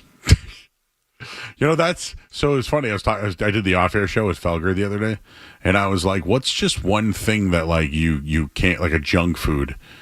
Oh my God, mine's chips. I can eat so many chips in a sitting. It's not even funny. But if you put if I got Tostino's pizza rolls and it was 2 a.m. after a night out, I would take a handful, right, and I'd just put the whole thing in and pop it in the free, and I would on the oven. I'd wait, or air fryer. That'd be an air fryer such situation. Hey, Topher is on the line. It's Topher. Joe, I swear your new statement for the show should be, dude, you called me. You know what? Maybe that's the name of my next show, my next podcast. Oh, how you doing? How are you? I'm good. The Bruins drafted somebody 7th that I'm aware of. The Red Sox lost again. The Celtics drafted 3 international guys that probably won't play. And the Patriots, everyone is really high on them, and I'm not. You know something? I normally talk food with you, but I'll say this. I'm disappointed in the Sox because Jose Barrios is basically like an ERA of 4 for the guy. That's his career, and we got shut out by him. Yeah, well, they have no hitters. They have nobody that can hit, and they're not going to pitch to anybody that can hit because they have no other hitters. But But Little League kids can hit off this guy. He's been hit off since Minnesota. But when you're a real lineup with like protection in the lineup, that you're right. But there's nobody protecting anybody in this lineup. There's like 3 rookies playing. 4. So disappointing. 4. It's disappointing. Hey, Breslow said that they're going to be better after the Devers trade. So I mean, if they keep getting worse, maybe they can fire him because of it. I don't know. Maybe he'll take the manager with him. Do you know how I'd fix the Red Sox? Actually, believe it or not, I'd move. I want to hear Coach Joe right now. Coach Joe would move Alex Cora to the GM. And Would you really? Yeah, then let him hire his manager. Mm-hmm. I'd put Cora for like scouting and everything because I think he still has like a little bit of play with and what he can pull. Therefore, GM. Yes, it's like a Brad Stevens move. I don't think he's Brad Stevens though. He might try to cheat. He's got more. Hey, pull some calls. You ain't cheating. You ain't trying, right? What else is? By the way, thank you for getting me hooked on Celsius. Well, proud partner of the station, Celsius. I drink them all the time. I actually am drinking one right now. I have a kiwi strawberry Celsius. Ooh. I just finished up a Fuji apple pear. Not bad. Street Team Joe was just here, and he asked me about the chicken parm subs that you brought. Oh, see, my thing is when somebody answered the phone, I said, is there still drumsticks in the freezer? Yeah, so I told Joe to get some, so I haven't seen him since. Dude probably ran off at the peanut butter. You know what? I think I'm going to eat one on the way home. They're what are those? They remind me of Nutty Buddies, but with no nuts. Yeah. Well, they get the crunch part, but it's good. It's great. What's on tap? Were you watching anything good? Actually, I just didn't. One of my friends, knowing for what's coming up Wednesday, got me a brand new camera, so I'm testing the borders with that. And I got a comic show this weekend that I'm helping a friend with. Whoa. I'm basically working for him. So, yeah, it's been a Friday for me, Joe. Where's the show? It's exciting. Where's the show? It's in Boxborough. It's like Northeast Toy and Collectors Show. It's pretty good.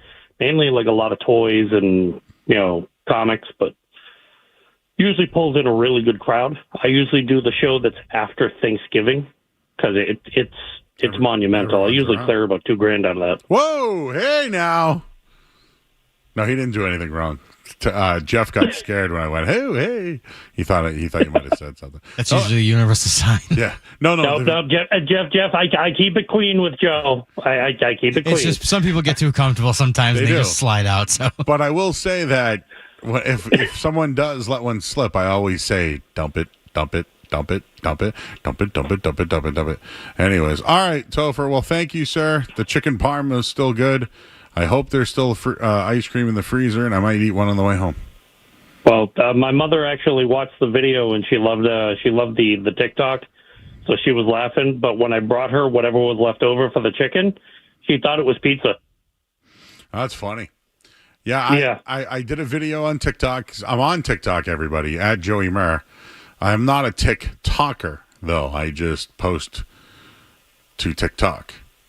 And I did make a video of Topher's chicken parm, and I talked about how I like the beaten chicken. And the sauce was great, and the panadosi bread, and I'm very happy. And he was a full man. I'm full. Hey, if I'm full, it was good. Yep. Joe, have a good rest of the night. Good night to the YouTube chat. Jeff, good night, buddy. All right, guys. Well, go follow Topher, everybody. He's at Boston Concessions. He does a podcast. And he's got a 60th coming up this week, so go follow him. Walmart, huh? How did I know that? You got something brewing back there. No, I'm just wondering, did you really think you knew it, or you just threw it out there? Well, I mean, it is 10:30 actually on a Friday night. Where else would you be? I'm the man that whatever comes in my brain, I say. Mm-hmm. Not always right. Same. Does it feel like a Friday night? No. This week was brutal. This week was really long. Yeah. Was it the heat? It had to have been. And I worked outside. Oh, God, forget that. It was terrible. What do you do? Like, I'm a low voltage technician. Like, all right. You probably got to go through crawl spaces, right? Yeah, but I didn't have to do that. So basically, I was hanging outdoor cameras on a new school building. Oh my God, sweat. The sweat was literally pouring down my eyes, and all I could think of was, did I get busted open? It was just flowing all over down me. I would have brought a change of shirt. I usually wear like 2 shirts, so the outer shirt usually gets soaked, but the shirt. Have you seen these things called sauna shirts? Yes. What do you think of those? If they work, they're made to sweat. Yeah. If you want to try to lose that water weight. Oh, is that what it's for? To yes. lose weight? Oh, you wear that to the gym. Really? Okay. Yeah, you don't just put it on and sit on the couch, Joe. I thought it was. It's hot. Let's just go to break. I'm Joe Murray, 98.5 The Sports Hub. Bro, what, are we talking about the draft or are we talking about Walmart? Sports Hub headlines presented by Celsius Energy Drinks. I mean, bro, you called me. You called me from a Walmart. And I don't have the right to ask about it? He was looking for nasal strips. I feel bad for you, Septum, though. If you can't, it's the worst when you can't breathe out of your nose, you know what I'm saying? Well, the Red Sox couldn't breathe out of their nose tonight. They lost 9-0. But the Bruins, they're breathing out their noses very fine after their... Ooh, wow. Nia Jax just fell through 2 tables. James Hagan, everybody, to the Bruins. Headlines are brought to you by Boston Prolotherapy. Don't let joint pain keep you off the court, course, or trail. Eliminate that pain with Dr. Franke at Boston Prolotherapy. I'm Joe Murray, and I'm distracted. Don't go anywhere. There's more Joe Murray. More Joe Murray.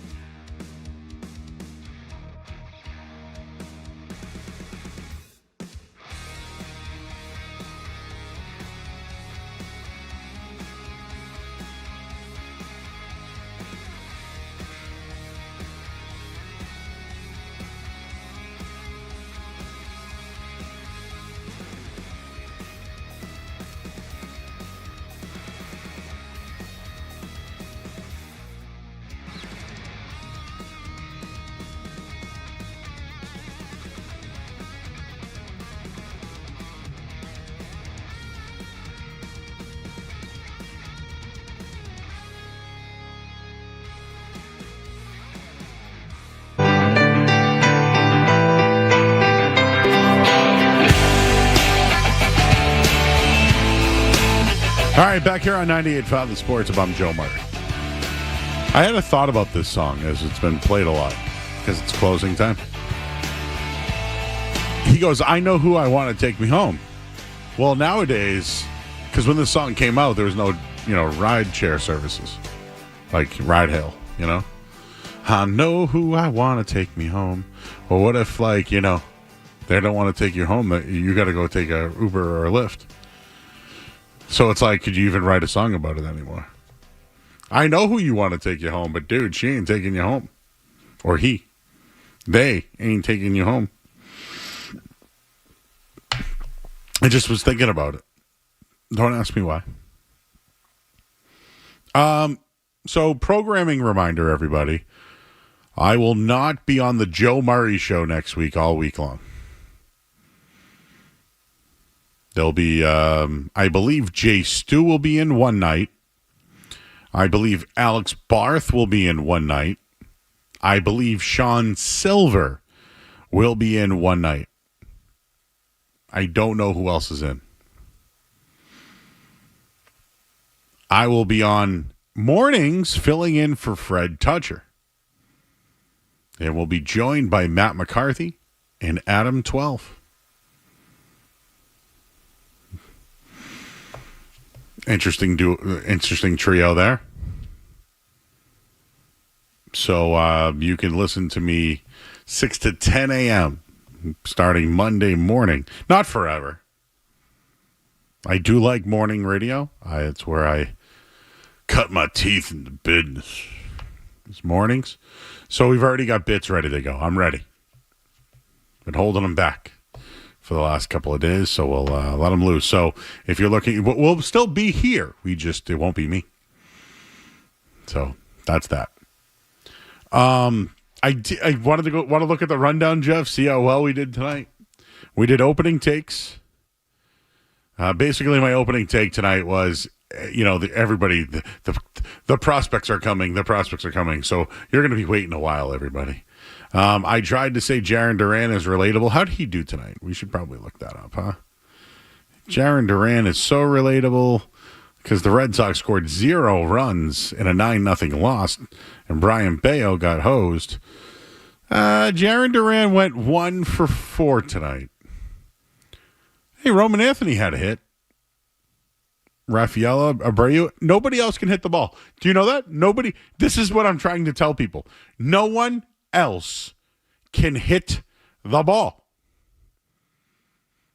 You throw the ball, you hit the ball, you field the ball, you throw the ball. That's how you play baseball. It's real easy. Abner Doubleday was his birthday yesterday. He's the guy who invented it. So I tried to relate to Jaron Duran. The Bruins selected James Hagan with the 7th pick. The Celtics went international with their draft with Hugo Gonzalez. We found out he has bigger hands than Kawhi Leonard. So we're going to call him Hugo Hands. Big hands and know you're the one. Let's see. Celtics remain active. Oh, the Patriots linebackers from PFF got ranked 3rd. Who are the linebackers? I couldn't tell you. It's Landry. What's the Huckleberry guy? No, what's his name? I wanted to say Spinelli, but now the dude from the Titans there. Spillane? Harold Landry, Jack Gibbons. Yeah. Well, how are they ranked 3rd? Out on that, by the way. No, they're not good. It's not like Dante Hightower and everybody else. I also read this in the I read this out of the Globe. Players who had short times in Boston sports but were essential. Bill Walton was one of them. Trying to think of some others right now. Darrelle Revis was one of them. Right? Those are good names. All right, JP, we got 2 minutes. What's up, buddy? Well, Joe, first of all, I got two questions for you. You need to guess where I am right now. I made it by 5 minutes. You are at the Cougar Bar. I am at the Walmart in Walpole, Joe, but I'm not getting nasal strips. I'm in the food section right now. Get out of here.